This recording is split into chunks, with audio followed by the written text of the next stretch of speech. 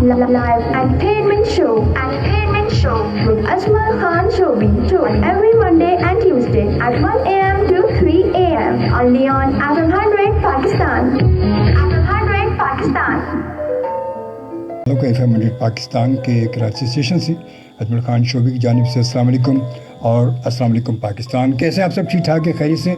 और उम्मीद करता हूँ कि आप सब ठीक ठाक होंगे, खैरियत से इंशाल्लाह ताला ठीक ठाक रहेंगे।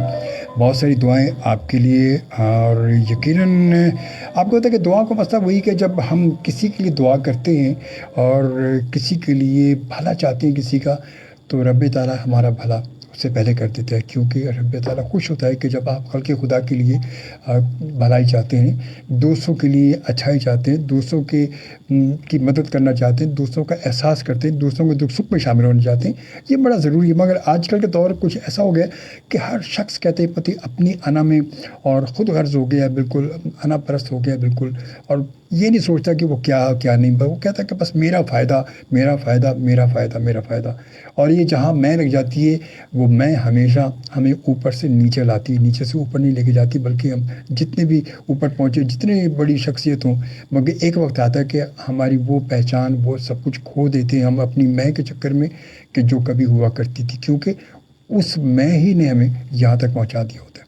तो बहरहाल अल्लाह ताला हमें इन तमाम चीज़ों से महफूज रखे, और ये हम भी दुआ करते हैं, आप भी कीजिएगा मेरे लिए, अपने लिए, सबके लिए, और हम भी आप सबके लिए दुआ करते हैं।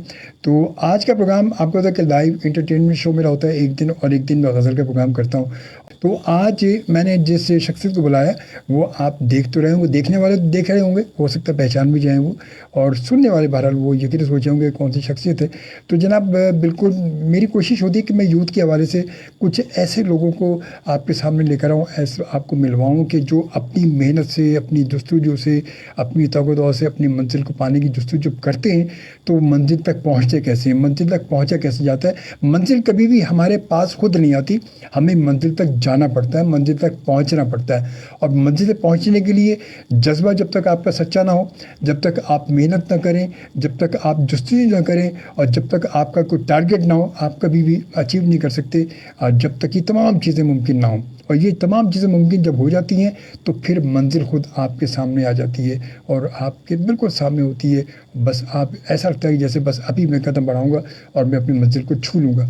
तो ये सारी चीज़ें इसी हवाले से मैंने सोचा कि क्यों ना यूथ के हवाले से आज ऐसी कि नौजवान शख्सियत को बुलाया जाए, कि जो यकीनन जिसने सोचा कि मुझे क्या करना है, और आज वो इस जगह मौजूद है कि लोग उसको पाकिस्तान नहीं बल्कि दुनिया भर में लोग उसको देख रहे हैं, उसको पहचान रहे हैं, उसको जान रहे हैं, और यकीनन उसकी पहचान बन रही है। तो ये सब उसकी जस्तुजू, उनकी काविशों का नतीजा। हमारे साथ मौजूद है राव शाहवेज़, हमारे साथ मौजूद है। राव शाहवेज़ का ताल्लुक़ शोबिज़ की दुनिया से, और आजकल आप इस वक्त रिसेंटली अगर बताओ, बाकी बातें तो बहुत सारी करेंगे क्योंकि उनका सिलसिला तो है एक्टिंग के हवाले से और तमाम चीज़ों के हवाले से, सीखने सिखाने से चला, तो आज जहाँ तक पहुँचे हैं।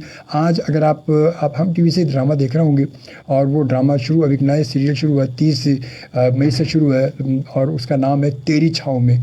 तेरी छाँव में आपने देखा होगा, एक शुरू है, और उसके 2 एपिसोड आ चुके हैं, और इस वक्त मैं कहता तीसरा एपिसोड शायद अब आएगा, बल्कि आ चुका है, लास्ट तीसरा एपिसोड था जो मैंने भी देखा था अभी तो उस वो ड्रामे में आपने देखा दानिश तैमूर के साथ एक बड़ा नौजवान सा, बड़ा चुलबुला सा उसका दोस्त है जो दानिश तैमूर के साथ होता है, और वो रातन तक पहुंचने के लिए वो तमाम उन चीज़ों को उनको लेकर वो तमाम सिलसिले बना रहा होता है। तो वो आज हमारे साथ मौजूद है, और वो है राव शाहवेज़ हमारे साथ मौजूद है। खुशामदीद कहेंगे। अस्सलाम वालेकुम शाहवेज़, कैसे हैं आप? खैरियत से? वालेकुम अस्सलाम सर, मैं बिल्कुल ठीक ठाक हूँ, आप कैसे हैं? मैं बिल्कुल ठीक ठाक हूँ, अल्लाह का शुक्र। ज़बरदस्त। सबसे पहले तो सर तमाम ही सुनने वाले और देखने वाले लोगों को अब तो देखने वाले भी मौजूद होते हैं, देख बिल्कुल मेरी तरफ से बहुत बहुत सलाम, और उम्मीद नहीं यकीन है सब अपने घर पे ठीक ठाक होंगे, खैरियत से होंगे। और लेकिन सबसे पहले मैं आपका शुक्रिया अदा करना चाहता हूँ, FM 100 का शुक्रिया अदा करना चाहता हूँ कि मेरे लिए ये किसी ऑनर से कम की बात नहीं है कि आपके साथ शो पर आना, आपके साथ अपना एक प्लेटफॉर्म शेयर करना, जो आपका एक्सपीरियंस है, जो आपका एक्सपोजर है टूवर्ड्स द इंडस्ट्री, मेरे लिए यकीनन एक ऑनर की बात है, और यकीनन मेरे लिए ये जितना भी टाइम हम ट्रांसमिशन साथ करेंगे मेरे लिए बड़ा सीखने का अमल रहेगा। थैंक यू जज़ाकल्लाह। बस बात पता है शाहवेज़ क्या होती है कि कोशिश की कि जब आप किसी चीज़ को टारगेट, सबसे बड़ी बात क्या होती है ज़िंदगी में, हम अपना एक टारगेट बना लें पहले।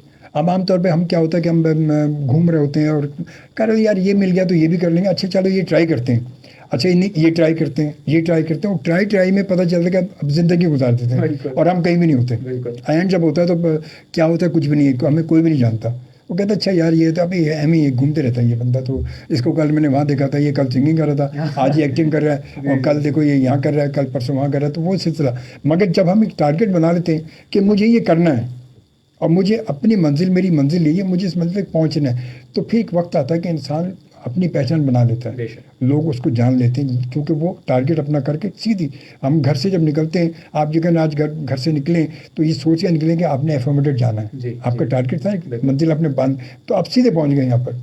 रास्ते जैसे भी आते रहे मगर पहुंचे अब यहीं पर। तो यही ज़िंदगी का हमारा भी है कि हम अपना टारगेट कर लें, उसमें फिर बाकी नशे व फराज ज़िंदगी का हिस्सा ऐसे ही, बिल्कुल ऐसे ही। हमें अच्छे लोग भी मिलेंगे, बुरे लोग भी मिलेंगे, कभी थोड़ा काम भी मिलेगा, कभी ज़्यादा मिलेगा, मगर एक वक्त आएगा जब हमारा टारगेट है कि यार ये तमाम चीज़ें वो हैं कि हम एक सड़क पर जा रहे हैं और कहीं छोटा जंप आ गया, कहीं बड़ा जंप आ गया, और कहीं बहुत एक ऐसा गड्ढा भी आ गया, धक करके गिरे उसमें, पता नहीं चला, और फिर उठे, फिर कपड़े वपड़े झाड़े साफ सुफ किया, मुँह वगैरह बाल सही की, फिर आगे निकल, क्योंकि रास्ता हमारा हुई, तो फिर हम पहुंच जाते हैं। बिल्कुल। और यकीनन आपने बड़ी खूबसूरत बात की कि और आपका, लेकिन जैसे आपने कहा कि विल होना बड़ी ज़रूरी है कि आप जितना क्लियर अपने माइंड के अंदर होंगे उतनी आसानी आपको रहेगी कि अगर मैं क्लियर हूँ कि हाँ मुझे FM 100 जाना है, अब मैं बीच में से अगर ठीक है मुमकिन है जगह जगह रुक भी सकते हैं, लेकिन मंजिल आपके दिमाग में होनी चाहिए लाजमी तौर पे कि मुझे यहाँ पहुँचना है। तो वही जब ही ना, जब आपने पहुंचना है तो फिर वो कहीं रुक भी गए, कहीं कुछ भी हो गया, तो आपने आना तो है ना। बिल्कुल बिल्कुल। और मुझे ऐसा लगता है कि उस सफ़र को एंजॉय करना भी बड़ा ज़रूरी है। वो जो जर्नी आपकी, मुझे ऐसा लगता है कि आप मंजिल पे पहुंच जाएंगे तो शायद आपको इतना लुत्फ ना आए जितना आप उस मंजिल पहुंचने तक की मंजिल को याद करेंगे। असल मज़ा जो है वो उसी जर्नी का है। मुझे ऐसा लगता है, ये मेरा पर्सपेक्टिव। नहीं हकीकत, और यही हकीकत है। मतलब मैं भी आज, जैसे आप कह रहे थे कि मैं यहाँ बैठा हूँ आज, तो मुझे FM 100 को जितने साल हो गए, 29 ईयर्स हो गए माशाल्लाह से। मैं 23 मार्च को 29 साल पूरे हो चुके हैं इसके। ज़बरदस्त। तो मुझे भी यहाँ पर इतने ही हो गए। अच्छा, मैं आज भी जब सोचता हूँ ना, तो मैं मतलब मुझे हर शो मेरा लगता है पहला शो है मेरा। ये आपने, और मैं बड़ा एंजॉय करती हूँ, क्योंकि वो दौर था, हमने दौर जब शुरू किया कि तो जब कैसेट्स का दौर था, ऑडियो कैसेट्स का, जब ऑडियो कैसेट का दौर था, तो ये सब चीज़ें हमारे पास नहीं होती थी, मतलब सब कुछ मैनुअल हो गया था हमारे पास। अब तो ये है ना कि यहाँ से हमने क्लिक किया तो यहाँ चले गए, क्लिक किया तो वहाँ चले गए, क्लिक किया गाना चला लिया, सब कुछ हो गया। उस वक्त तो सब चीज़ें कैसेट यहीं तरह लेके बैठते थे हम अपने, उससे क्या नाम, बॉल पेन से हम रिवाइंड फॉरवर्ड भी कर रहे होते हाथ के बैठ के, और प्रोग्राम कर रहे होते, तो वो दौर अलग था। उसके बाद फिर दौर हुआ CD का दौर आया, सीडीज़ का, CD हम प्ले करते थे। मगर वो चलते चलते उन तमाम चीज़ें गुजर के आज यहाँ पहुँचे, तो वो वक्त, वो तमाम सिलसिला बड़ा, आज भी सोचते बड़ा एंजॉय हमने किया, यार हमें वो अच्छा लगता था। बहुत बड़ी बात है आप जो बता रहे कि 29 ईयर्स माशाल्लाह आपको हो गए FM करते हुए, और ये बात सर वो इश्क और जुनून वाली ही बात होती है। आप ऐसा नॉर्मली तो नहीं कर सकते 30 साल एक ज़िंदगी में आके एक जगह पे एक ही काम करना। और आपने जो बात की कि हर शो मेरा एक नया और पहला शो होता है, तो इसकी वही बात है कि आप जब एक अपने काम से, अपने पैशन उसके अंदर आपका होता है। मुझसे अक्सर, मैंने नापा से, national academy of performing arts से एक्टिंग की तालीम हासिल की, तो अभी रिसेंटली नापा में जितने भी देखने सुनने वाले उनको मैं बताता चलूँ, अक्सर लोग मुझसे मैसेज करके पूछते हैं कि नापा के अंदर अभी एडमिशन्स आए हुए हैं थिएटर के, तो मुझसे अक्सर बच्चे पूछते हैं कि यार शावेज़ भाई आपने नापा से एक्टिंग पढ़ी है, तो हम भी नापा जाना चाहते हैं, आप मुझे बताएं, हम थिएटर पढ़ना चाहते हैं। तो मैं उनसे पहला सवाल करता हूँ, यार आपको एक्टिंग का शौक है? तो नहीं, आपको, मैंने पूछता हूँ आपको एक्टिंग का शौक है? कहते हैं जी हमें एक्टिंग का शौक है। तो मैं बोलता हूँ आप नापा मत जाए, क्योंकि वो शौक तो आपका 5-8 महीने में उतर जाएगा। अगर आपको एक्टिंग का जुनून है तो आप नापा जाएं, वहाँ से एक्टिंग सीखें, क्योंकि it's not an easy journey और बहुत मुश्किल है। हम नापा में हमने पोचे भी लगाए हैं, और हम लोग कई अक्सर मानसून की बारिश कराची में हमारे यहाँ ऐसी हो जाती है कि आप घर नहीं जा सकते। मैं मलिक के सामने रहता हूँ, और नापा IH चंडीगढ़ रोड पे बहुत फासला। तो कुछ एक वक्त ऐसा भी बीच में आया कि हम एक खेल कर रहे थे पूजा नाम का, और इतना बारिश और इतनी पानी आ चुका था कि हम या तो घर जाते तो रिहर्सल पे नहीं आ सकते थे, तो वो हम 4 दिन फिर वहीं रहे, वहीं हमने खाया पिया और रिहर्सल्स लेकिन नहीं छोड़ी। तो मतलब सुनने और दिखने में तो आसान है कि शावेज़ तेरी छाँव में आ रहा है, मजे है भाई, लेकिन इट्स अ लॉन्ग जर्नी। उसके बारे में ज़रूर बात करेंगे आप जो पूछेंगे। वो भी हकीकत है, वो हकीकत है, मतलब वहाँ तक आसान है। अब मैं खुद, अब जैसे आपने बताया कि मेरा कोई सिलसिला क्या रहा, मेरा भी एक दौर था कि मैं यहाँ पर प्रोग्राम लाइव कर रहा ना, शुरू का दौर, मेरे ख्याल में आप तो छोटे से ही होंगे उस वक्त, तो लाजिम जब आपकी अगर 95 से लगाए तो उस वक्त तो छोटे से थे, गोद में होंगे अम्मी की गोद में होंगे उस वक्त। तो मैं उस वक्त मतलब कराची के हालात बड़े ख़राब, आपने सुना को बड़े ख़राब थे, बड़े ख़राब गुजरे, शुरू हो चुके थे, कर्फ्यू भी लगे हुए और अजीब अजीब से मुकद्दो गारत भी चल रहा था यहाँ पर। मगर उन दिनों में मेरा यहाँ लाइव शो होता था। क्या बात है, क्या बात है। मेरा लाइव शो होता था, मैं कर्फ्यू में सन्नाटे में सड़क से अकेला गुजर रहा होता था और मैं यहाँ शो करने आता था लाइव।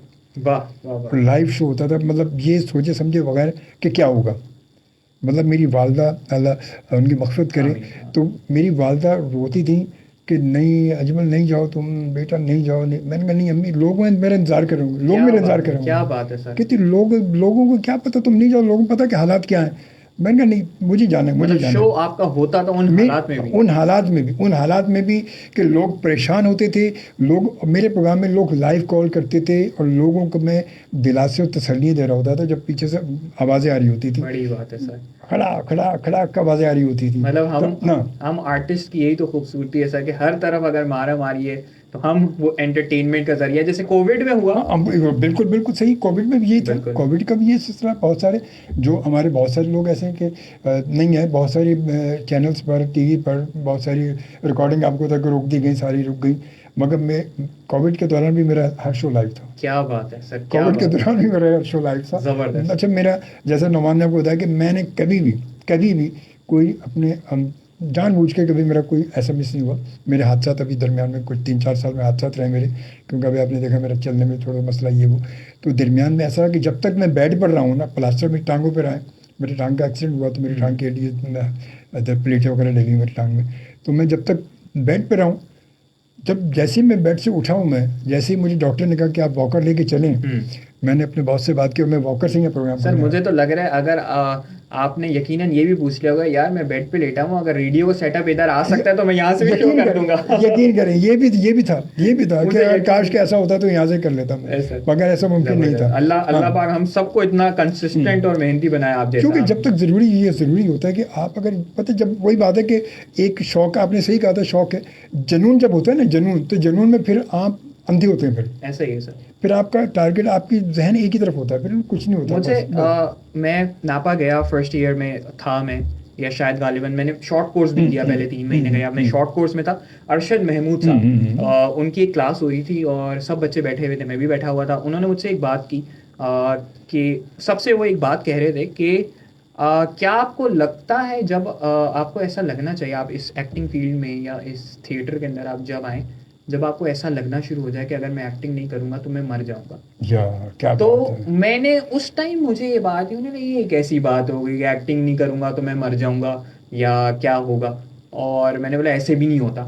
लेकिन सर अगर आप मुझसे अब सवाल करें ना, अगर मैं एक्टिंग ना करूं तो वाकई में मर जाऊंगा। मतलब मर जाऊंगा का मतलब लिटरल मीनिंग नहीं है, बट इनसाइड यही मैं, क्या आप अंदर से अपने आप को मुर्दा फील करेंगे। बिल्कुल जी, बिल्कुल यही बात मैं शायद आगे कहता आपको, ये हकीकत है ये कि जो अपने काम से जिसको लगाव हो जाए, चाहे कोई भी फील्ड हो, ऐसा ही है, कोई भी फील्ड हो, कोई भी फील्ड ऐसी हो कि जिसमें वो जुनून की हद तक वो इन्वॉल्व हो चुका है ना, वो, और इन्वॉल्व जब होगा कि जब उसके अंदर से वो चीज़ वो खुद लाइक कर रहा होगा, वो तो जब हो जाएगा, और वो यही कि यार ये नहीं किया ना मैंने, तो मैं पता नहीं मैं हूँ ही नहीं, तो मैं दुनिया में नहीं, जिंदा लाश वाला सीन है, जिंदा लाश हूँ, क्योंकि अंदर का इंसान मर चुका है, फिर वो अपने आप को फील करता है मैं जिंदा हूँ ही नहीं मैं। और मुझे ऐसा लगता है कोई इंसान किसी भी शोबे के अंदर, किसी भी फील्ड के अंदर कामयाब तब होता है जब उसका पैशन उसके साथ इन्वॉल्व हो। लाजिमी बात है, उसके बगैर तो नामुमकिन सी बात है। आपको पैशनेट होना पड़ेगा, जो भी काम आप करें, आप इवन के बैंकिंग सेक्टर से ताल्लुक है, आपका किसी बिजनेस से है, एंटरप्रेन्योरशिप है, आपकी जो भी है, आपको उस काम के लिए पैशनेट होना पड़ेगा। और आज का जो दौर है हमारा, ये 2024 या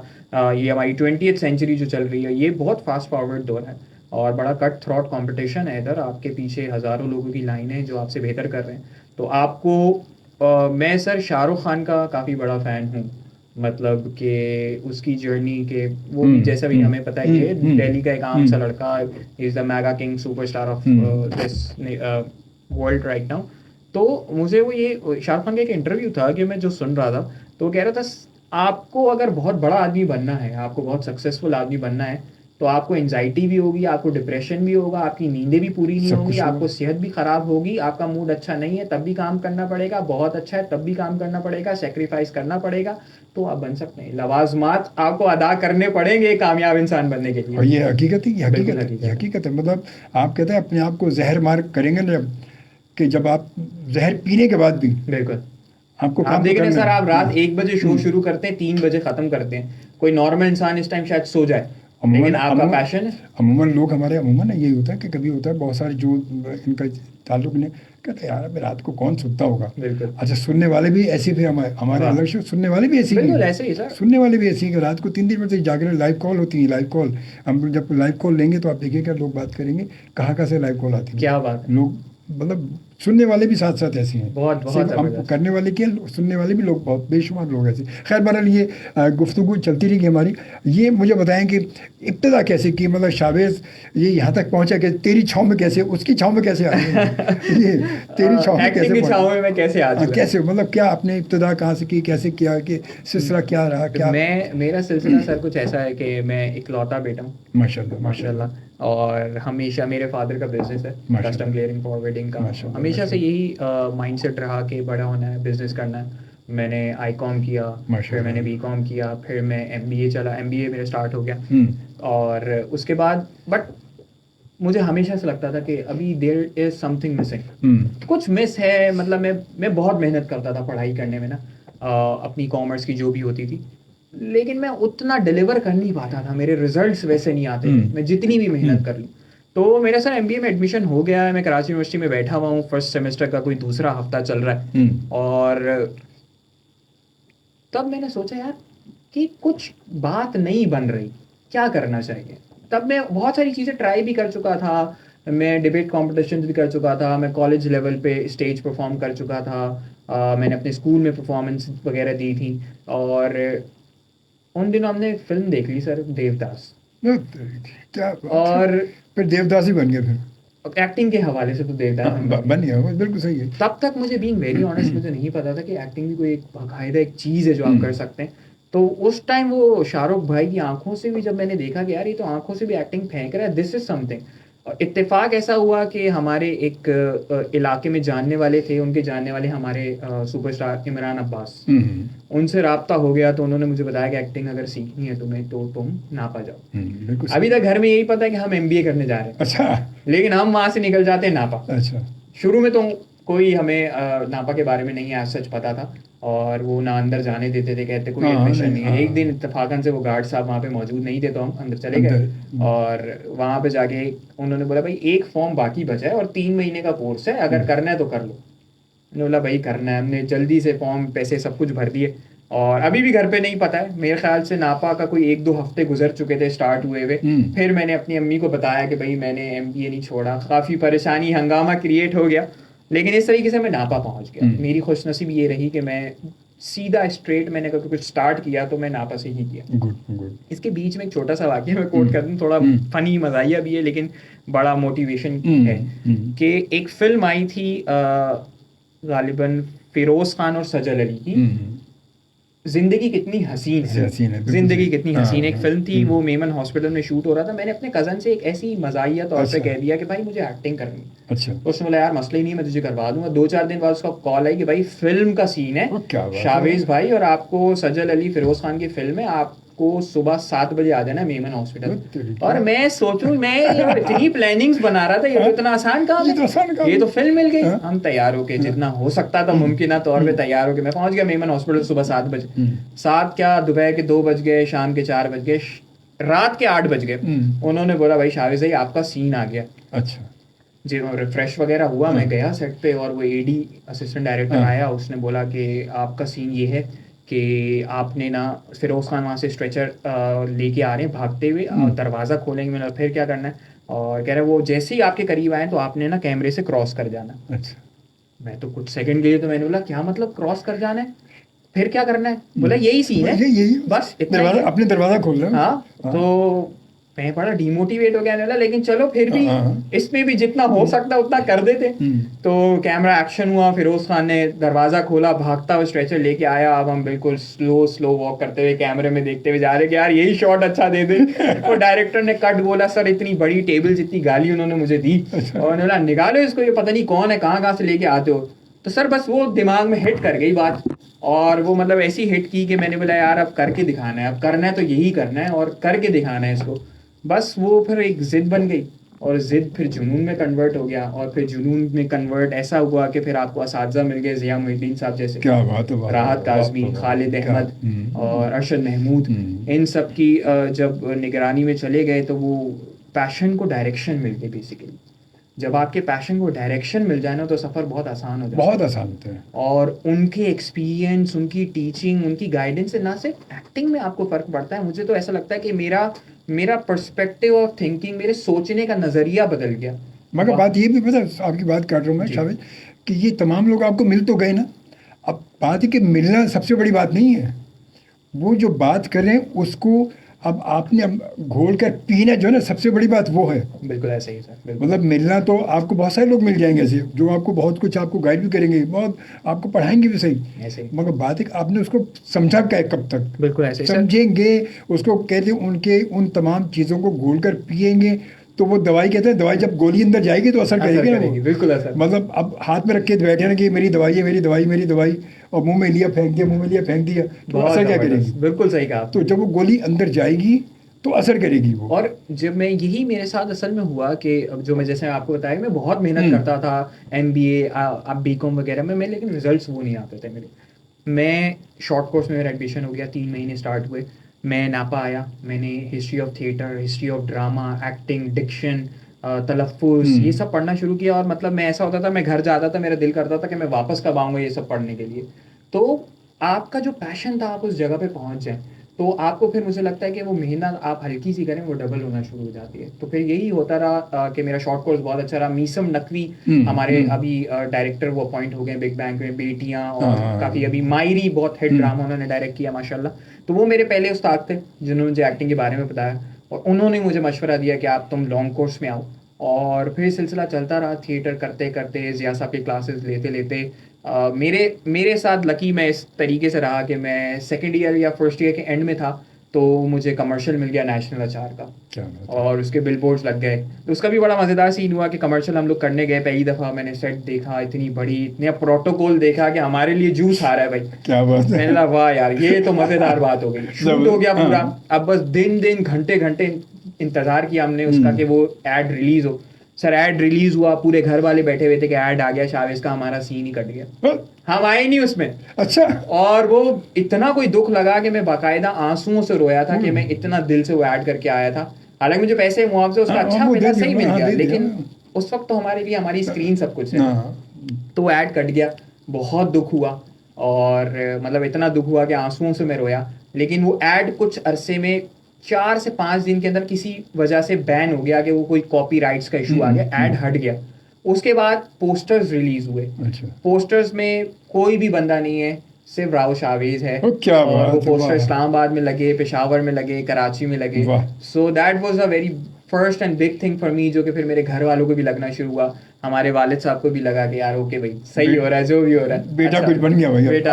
हालांकि वो तो बस बिल्कुल स्टार्ट था, अभी भी स्टार्ट ही है, सीख रहे हैं। तो लेकिन वो सिलसिला मेरे लिए फ़ायदेमंद साबित हुआ। मुझे यूनिवर्सिटी की स्टूडेंट्स ने अप्रोच करना शुरू कर दिया जो फिल्म मेकिंग के थे, फाइनल थीसिस बनाते थे। मैंने कोई अपनी 50 से ज़्यादा थीसिस फिल्म अपने 3 साल के अंदर कर ली, जिससे मुझे एक्टिंग फॉर थिएटर में तो मैं पढ़ रहा था, लेकिन मेन फोकस तो मेरा एक्टिंग फॉर कैमरा था। तो उस कैमरा वर्क को भी मैं साथ साथ करता रहा। मतलब मैं एक दिन में सुबह अगर मेरी रिहर्सल थिएटर की होती थी तो मैं दोपहर में फिर क्लासेस लेता था, शाम में मैं शूट करता था, रात में शूट करता था, फिर सुबह रिहर्सल करता था आगे। मैंने कोई 8 महीने तो ऐसे गुजारे हैं सर कि मैं मोस्टली बहुत हार्डली घर गया, और मैं काम करता रहता था जिसमें एड्स भी बीच में आते थे। मैं किसी काम को मना नहीं करता था। मुझे बोलते थे यार 3,000 रुपये तुम्हें मिलेंगे, 2 शॉट है, मैं बोलता था आऊँगा। मुझे जरूरी है मुझे सर सिर्फ ये था कि मैं सीखूं, जाके मैं सीखूं, मैं पैसे ज़्यादा बढ़ा लूँगा, सब मैं कर लूँगा, बट मैं पहले वो काम सीखूंगा। मेरे अब्बू ने मुझसे बात की थी, सॉरी टू मैं लास्ट बात करूँगा, कि बेटा जो भी काम कर रहे हो ना उसको पढ़ के करना, उसकी तालीम हासिल ज़रूरी करना ज़रूरी है। जब तक समझोगे नहीं, जब तक करोगे कैसे वो? बिल्कुल। ज़रूरी, जब तक उसको पढ़ लोगे, मतलब अच्छा पता क्या है, पढ़ने के बाद आपको प्रैक्टिकल बहुत आसान हो जाता है, मगर प्रैक्टिकल ज़रूरी है, सिर्फ पढ़ाई से कुछ भी नहीं होता। ऐसे ही सर, मतलब प्रैक्टिकल एक्टिंग आपने पढ़ ली, सब कुछ कर दिया, सब कुछ कर लेंगे, मगर जब तक प्रैक्टिकली नहीं निकलेंगे ना, वहाँ क्यों थिएटर होते हैं? जी, जो आप पढ़ाते हैं वो थिएटर क्यों होते हैं? इसलिए होते हैं कि वो तमाम चीज़ें जो आपने वहाँ पढ़ी हैं वो वहाँ पर यूटिलाइज होती है स्टेज पर आकर, ऐसे ही कि आपने पढ़ा क्या है। ऐसे ही बिल्कुल वो सही ये कह रहे हैं यही आप। वजह है, यही वजह है, वरना वो वजह। थिएटर की कोई वजह नहीं है वहाँ। हाँ, थिएटर, मतलब हाँ, कोई हाँ, वजह नहीं थिएटर, थिएटर वो कि वो थ्योरी के बाद आपको स्टेज पर ले जाते हैं। स्टेज पे ले जाओ। क्योंकि असल में तो प्रैक्टिकल वर्क है ना ये। तो वो जब वहाँ जाते हैं तो पता चलता है कि अब आप कहाँ तक पहुँचे। ऐसा ही उसके बाद फिर ये कह रहे हैं, उसके बाद फिर पूछ कुछ होती होगी, बहुत, कहीं बहुत, आपने सख्ती से। सख्ती, ये मैं बता रहा हूँ ना, ज़रूरी ही है। हाँ। क्योंकि आपने पढ़ने से कुछ भी नहीं होता। अब हमारे यहाँ मास कम्युनिकेशन के लोग यूनिवर्सिटी से निकलते हैं, लोग निकलते हैं मास कि ये किया वो किया। अच्छा, जब निकलते हैं वो आप देखें, कोई जी अब टीवी चैनल कहीं उन्होंने अप्लाई कर दिया, जी मेरे पास डिग्री मास कम्युनिकेशन की, जी मैंने ये किया, मैंने ये किया, ये किया। अब उनका कहते अच्छा ठीक है यार, अच्छा भाई ये दो लफ्ज़ ये यूँ करें, ये न्यूज़ लिखी, थोड़ी न्यूज़ लिखें यहाँ पर। जी। कहते सर ये न्यूज़ कैसे सर न्यूज़ क्या मतलब कैसे लिखी जाएगी? भाई आप पढ़ के आए, तो अब यही तो फ़र्क है कि पढ़ने में और लिखने में फ़र्क है। ऐसे ही। अब उनको कोई भाई ये कह के अच्छा थोड़ा सा बोलें, तो वो जब बोलने पे आए तो कुछ पता नहीं। सर, इस काम की जबरदस्त बात ये है कि इसमें डंडी बाज तो नहीं चल सकता। हो ही नहीं सकता, हो ही नहीं सकता। मतलब ऐसा ही है। इसमें देखिए पर्ची क्या होती है ना, पर्ची क्या होती है, पर्ची आपको अगर बिलफर्ज रेडियो पे गए तो पर्ची ने आपको यहाँ तक बिठा दिया, हाँ, बस। बिठा दिया। बस बिठा दिया। अब यहाँ से मुंह खुलेगा तो वो पर्ची पीछे रहेगी, अब आपका मुंह चलेगा। बिल्कुल ऐसे ही, अब बिल्कुल मुंह ऐसे खुलेगा तो बाद चलेगा आप वो पर्ची कितने काम की थी। ही। ऐसे ही। वरना पर्ची जितनी बड़ी भी हो वो बेकार है। कैमरे के सामने पर्ची खड़ी कर देगी आपको, आप गए कैमरे के सामने आ गए, कैमरा ऑन हो गया जी, एक्शन। अब उसके बाद क्या होगा? अब वो पर्ची नहीं है, अब वहाँ पर खुद हो आप। ऐसा ही। अब क्या करोगे? कुछ भी नहीं है। हाँ, ये वो हर तो सब ये- बता देता है। वो सब क्योंकि वो तो ये वो चीज़ें हैं। माइक जो है, माइक भी ये कहते हैं कि माइक आपके अंदर का इंसान बाहर निकाल के ले आता है यकीन। कि आप हैं क्या। यकीन। कैमरा भी आपके फेस से आपको बता देता है कि आपके अंदर क्या है। आप नहीं, आपका फेस ही कैमरे के सामने आ जाएगा, वो बता देगा कि जी आप अंदर हैं क्या। बिल्कुल। वो आपके बोल कुछ भी नहीं रहे आप, मगर चेहरे से आपके एक ही चीज़ नुमाया कर देता है कि वो आपके अंदर क्या है, आप आगे कुछ कर सकते नहीं कर सकते। बिल्कुल ऐसे ही सर, बिल्कुल तो ऐसे ही। वो जितने लोग हैं वो सारे ये देख के कहते हैं यार बस ठीक है, ठीक है, ठीक है यार, ठीक है, okay thank you, okay thank you. जब ऑडिशन होते हैं बहुत सारे, जबरदस्त। वो कहते ठीक है, ठीक है, ओके सर, नहीं नहीं हो गया यार, हो गया, टेंशन नहीं ले आप, हो गया बस जाए। वो कहते हैं पता है कि आगे कुछ नहीं कर सकता। यकीन है। ये क्यों ये बहुत सारी चीज़ें, ये चीज़ें ऐसी हैं कि ये तो आपके अंदर के इंसान को नुमाया कर देती है। बिल्कुल। बिल्कुल ऐसे ही। खैर बहरहाल ये सिलसिला हमारा चल ही रहा है और हम यूँ करते हैं कि हम ज़रा आते हैं कुछ कमेंट्स की जानिब भी आते हैं बिल्कुल और सर। कुछ हमारे लोगों के फेसबुक पे भी लोग हमें मैसेज कर रहे होते हैं। और साथ साथ मैं बताते चलो आप तमाम लोगों को आप कॉल भी कर सकेंगे 111-111-100 पर। और शावेज़ से आप बिल्कुल कोई सवाल आपके जहन में, कोई बात आपके जहन में जो आप करना चाहें तो आप शावेज़ से बात भी कर सकते हैं और यकीनन प्रोग्राम में शामिल हो सकते हैं। आपकी शमूलियत बड़ी ज़रूरी होती है मेरे प्रोग्राम में, आपको पता है। और जनाब इस वक्त आबिद महर साहब क्या कहते हैं, डियर एंकर एंड लिसनर, अस्सलाम वालेकुम सर। सबसे पहले मेरी प्यारी आंटी को दुआएं और सलाम, और ग्रुप ए को दुआएं जी। उसके बाद फिर मेहर साहब कहते हैं ग्रुप मी में कैंसल फॉर्म 47 के हिसाब से जी हातिमी अली है, हातिम है। और उसके बाद साइम उमर रियाज साहब है। खैर जना इसके बाद फिर नदीम साहब गुलशन इकबाल से अस्सलाम वालेकुम शोभी जी, वालेकुम सलाम, अस्सलाम वालेकुम। एंड दुआएं कि तमाम ही बीमारों को के साथ आपको अच्छी सेहत और तंदुरुस्ती अता फरमाए, आमीन आमीन, जज़ाकल्लाह जी। और आबिद महर साहब क्या कहते हैं, गुलशन कराची के ग्रेट गेस्ट राव शावेज़ साहब को मेरा और रुखसाना का सलाम जी। वालेकुम और अस्सलाम। अर्ज़ है कि सर राव साहब को हम टीवी पर देखा और दुआ है, देखा है टीवी पर देखा और दुआ है कि बहुत तरक्की करें, आमीन। बहुत टैलेंटेड एक्टर हैं। और जियो राव साहब, जियो शोभी भाई और deeper finder, thank you very much ji, बहुत शुक्रिया, बहुत बहुत शुक्रिया। और राव शावेज़ को आपने जैसे मैं बताया कि इस ड्रामा जो है इस शुरू हुआ है तेरी छाँव में, ड्रामा दानिश तैमूर हैं उसमें साथ साथ। अच्छा, दानिश तैमूर वाकई एक बड़ा टैलेंटेड फ़नकार है। दानिश तैमूर के साथ यूँ समझ में ख्याल में दानिश तैमूर का पहला ये दूसरा था इंडस पर, तो दानिश में मेरे साथ था। अच्छा अच्छा अच्छा ये और वो था कौन सा ड्रामा था और उसमें फिर वो थी दानिश के साथ थी तहरीम तहरीम तहरीम ज़ुबैरी तहरीम। अच्छा अच्छा। हाँ तहरीम थी, मतलब अब तो माशाल्लाह बाल बच्चों वाली हो गई, फिर तो स्मार्ट सी थी होती थी, ज़बरदस्त। बहुत बड़ी और बाल थे, बहुत से बड़ा। लोग मुझसे पूछते हैं दानिश तैमूर के बारे में, तो मैं दानिश भाई के बारे में एक बात बताता चलूं कि लोगों को लगता था वो जैसे कैरेक्टर्स प्ले करते हैं कि बड़े ज़बरदस्त गुस्से वाले कोई इंसान होंगे, नहीं, ऐसा नहीं लेकिन है। ऐसा बिल्कुल नहीं है। जस्ट अपोज, बिल्कुल ऑपोजिट है। और opposite है। वो आपको इतना कंफर्टेबल करते हैं। एक तो एज अ मैं तो फ्रेशर ही था कि मैं पहली दफ़ा ड्रामा कर रहा था, लेकिन उन्होंने मुझे इतना कंफर्ट किया, इन्होंने इतना मुझे गाइड किया, मतलब मैं सोच भी नहीं सकता था कि मेरे लिए एक प्रोजेक्ट इतना आसान बन जाएगा। उन्होंने मेकअप, बाल, पॉज, इन्फ्लेक्शन, माइक, ड्रेसिंग, हर और कैमरे में क्या लुक आपका अच्छा आएगा, मतलब एक उन्होंने मुझे छोटे भाइयों की तरह रखा और उन्होंने इतना मुझे गाइड किया। हालांकि मैं कुछ जगहों पे फंस भी गया, लेकिन उनकी वजह से मैं बहुत आसानी से, बहुत इजीली पुल ऑफ कर पाया ये कैरेक्टर। अगर समीर का कैरेक्टर आप लोगों को पसंद ज़्यादा आ रहा है तो इसमें मेरे साथ साथ दानिश तैमूर का भी बहुत बड़ा हाथ है। वो अक्सर फ्रीक्वेंटली वो अभी भी मुझे मैसेज करके अप्रिशिएट करते रहते हैं और बहुत बड़े सुपरस्टार हैं वो, उनको इसकी ज़रूरत नहीं है, लेकिन दिस शोज़ के वो एक कितने कमाल के सुपरस्टार तो हैं ही और कमाल के इंसान भी हैं। नहीं, बहुत अच्छे इंसान है, बहुत अच्छे इंसान, बहुत रिस्पेक्ट करने वाले हैं बिल्कुल। सीनियर्स की, अपने जूनियर्स की बड़ी मोहब्बत, बड़ी रिस्पेक्ट करते हैं बहुत। इसमें कोई शक नहीं, क्योंकि मैं तो खुद भी उनके साथ मेरा काम हुआ है मेरा, और फिर उसके साथ अच्छा ताल्लुक़ भी रहा हमारा। और उसके साथ साथ जनाब फिर फेसबुक पर अयाज किंग कहते हैं अस्सलाम वालेकुम to all listener ji, thank you very much ji, बहुत शुक्रिया। और उसके बाद फिर नसीर खान साहब हमें जनाब इस वक्त शारजा से देख रहे हैं हमें, और कहते हैं अस्सलाम वालेकुम और अस्सलाम वालेकुम पाकिस्तान, खुश रहें आप दोनों और आपके तमाम अहलो अयाल, हाज़रीन और सामीन को अपनी हिफ़्ज़ान में, हिफ्ज़ मान में रखे अल्लाह ताला। ये हमें शारजा से देखते हैं हमें सर क्या बात है, बहुत बहुत शुक्रिया। हमारे बहुत अच्छे व्यूवर करने चाहिए, लिसनर्स के आप व्यूवर भी साथ साथ हैं। और उसके बाद फिर अज़हर हारून कहते हैं अस्सलाम वालेकुम जी, वालेकुम सलाम। ज़हीन गनी वाला सलाम, वालेकुम सलाम, थैंक यू वेरी मच। और अजमल साहब आपने तो अपने चाहने वालों के लिए एक खुली किताब भी ज़रूरत नहीं है आप तो, और कि आप ऐसा लग रहा है कि आज आप गेस्ट हैं, होस्ट नहीं हैं। वैसे मज़ा आ रहा है और दोनों एक दूसरे को इंटरव्यू कर रहे हैं। मुझे भी बहुत मज़ा आ रहा है। असल में मेरा होस्टिंग से भी ताल्लुक़ है।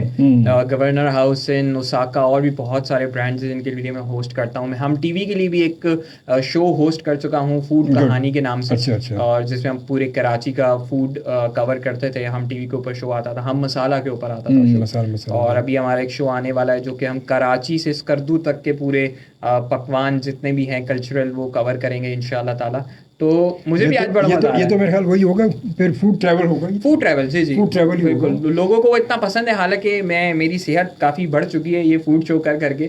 मेरी कोशिश है कि मैं इससे बच जाता, लेकिन अल्हम्दुलिल्लाह लोगों का प्यार है, उनकी डिमांड है कि वो कह रहे हैं कि आप इसका एक नया सीज़न लाएँ। तो इंशाल्लाह जितने भी सुनने वाले हैं, फूड कहानी सीज़न 3 भी इंशाल्लाह बड़ा जल्दी आने वाला है। और मुझे आज मज़ा ये आ रहा है कि होस्टिंग कर करके आप सवालात पूछते रहते हैं, आज मेरे से सवाल पूछे जा रहे हैं, तो बड़ा मजा है। तो सवाल तो पूछे, मैंने कहा मुझे एक भी सवाल नहीं, यही तो खूबसूरती है सर इस इंटरव्यू की। मैंने पूछे नहीं सवाल। जबरदस्त। अच्छा, मैंने पता कि इत्तेफाक ऐसे कि मेरी ज़िंदगी गुजर गई, यहाँ पर बेशुमार लोग आ चुके मेरे इसी शो में। अदनान सिद्दीकी भी आ चुके, मायूं भी आ चुके, शहूद भी आ चुके सारे। फिर दिन के शो में मेरे बहरोज़ भाई भी आ चुके, मुनव्वर सईद साहब आ चुके, फिल्म स्टार तमन्ना अल्लाह उनकी मग़फ़िरत करे वो आ चुकी। फिर खालिद सलीम साहब, फिल्म स्टार खालिद सलीम साहब अल्लाह उनको सेहत दे, उनकी टांग भी कट चुकी उनकी शुगर की वजह से बहुत ज़्यादा वो। फिर मौसीकी की अगर बात की जाए तो सलामत अली ख़ान, क्या बात, जो नाभा में होते थे, अब कनाडा चले गए, जो गज़ल सिंगर जो है वो मेरे आ चुके। मतलब बेशुमार लोग मेरे रेडियो शो में दिन में और रात में तमाम जितने भी तकरीबन लेजेंड्स हमारे हैं तकरीबन वो सभी आ चुके। और रात को भी बड़ा शहूद हमारे साथ आए थे, और फुरकान आए थे। फुरकान को जानते हो, जानते हो, मतलब वो जो इंडिया का शो आया था ना पहले, उनके साथ कॉमेडी सिंह का एक शो था दुबई में हुआ, तो डायरेक्ट जो फुरकान टी लेंगे, बड़े अच्छे डायरेक्टर, तो वो भी अच्छे बड़े टीवी के ड्रामे के बड़े सीनियर डायरेक्टर वो शो साथ ही आए थे। वो एंजॉय उस वक्त ये इसका दौर नहीं था, ये सोशल मीडिया, ये मोबाइल नहीं था उस दौर में, ये मोबाइल वगैरह नहीं थे। सर एक सवाल मेरा है आपसे कि यकीनन बहुत लोग ये सोचते भी होंगे कि आप का ये जो शो है मिडनाइट शो जो आपका है ये 1 बजे से 3 बजे तक का, तो आपकी रूटीन क्या रहती है जब आप 3 बजे यहाँ शो ख़त्म करते हैं, यकीनन 4 बजे तक घर पहुँचते होंगे, फिर आप अगले दिन में आपका क्या रूटीन रहती है? मेरा रूटीन के मेरी तमाम जो चीज़ें, मैं अगर मेरे मामूलात अपनी जगह मौजूद ही होते हैं। मुझे अगर कहीं सुबह 9 बजे जाना है तो मैं हमेशा, मेरी आदत में वक्त से पहले मौजूद होता हूँ मैं। मतलब मैं आम तो मुझे पता, लोग कहते हैं कि आप रात को शो करते हो तो दिन भर तो सोते ही होंगे। हाँ, मेरे दिमाग में आ रहा था ये सब। मगर मेरे साथ ये नौमान साहब पूछें कि मैं कितना सोता हूँ दिन में।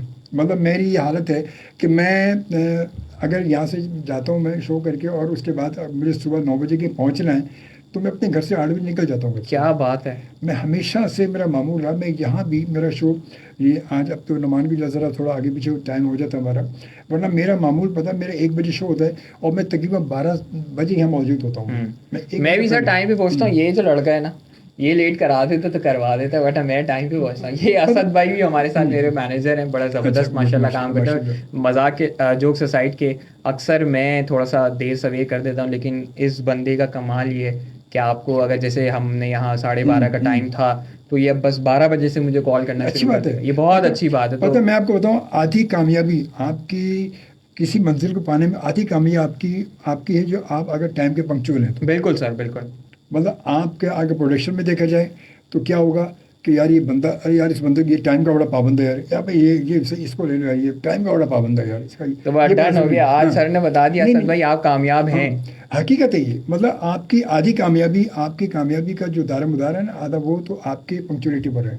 अगर आप टाइम के पंक्चुअल नहीं है ना तो आप कहीं भी कामयाब नहीं हो सकते, कहीं भी हो सकते। और मैं आज आपके शो पे ऑन एयर ये कहना चाहता हूँ कि हमारे जो ये मैनेजर हैं असद भाई, हमारी कामयाबी में भी इंशाल्लाह इनका बहुत बड़ा किरदार होगा। जिस तरीके से भाइयों की तरह मुझे मेरा ख्याल रखता है हर जगह जाके। और ये अच्छी बात है, ये अगर आपको वक्त से पहले आपको घर से निकालता है और लेके जाता है तो ये बहुत बड़ी बात है, बहुत बड़ी बात है। आपकी कामयाबी इसका बहुत बड़ा हाथ होगा। बिल्कुल ऐसे, वरना आमतौर पर कहते हैं कि मर्द के काम औरत का हाथ होता है या मर्द के पीछे मर्द का हाथ होगा। क्या बात है, क्या मर्द के पीछे मर्द का हाथ होगा। ये बहुत बड़ी बात है, ये क्योंकि बड़ा ज़रूरी होता है। ये हम यूँ करते हैं कि हम आते हैं लाइव कॉल की जानिब भी आते हैं। अगर आप कॉल करना चाहें तो 111 आप कॉल कर सकते हैं 100 पर और प्रोग्राम में शामिल हो सकेंगे इंशाल्लाह ताला।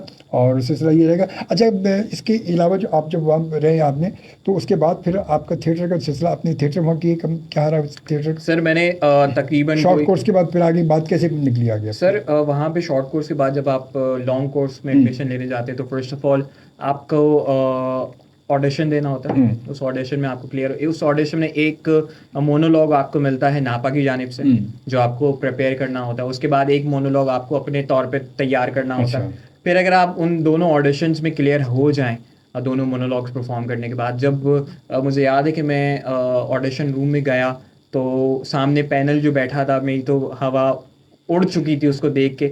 उस पैनल में थे सबसे बीच में ज़िया साहब, ज़िया मोहिद्दीन साहब, उनको तो देख के सांस उड़ जाती है। उनके बाद राहत काजी साहब, उनके सीधे हाथ पे, उल्टे हाथ पे तलत हुसैन साहब, खालिद अहमद साहब बैठे हुए, अरशद महमूद साहब बैठे हुए। अब इस पैनल के सामने आपको परफॉर्म करना है तो मतलब वो अगर उस वहाँ मुझे लगता है वहाँ कोई परफॉर्म कर जाए तो वो फिर कर लेगा।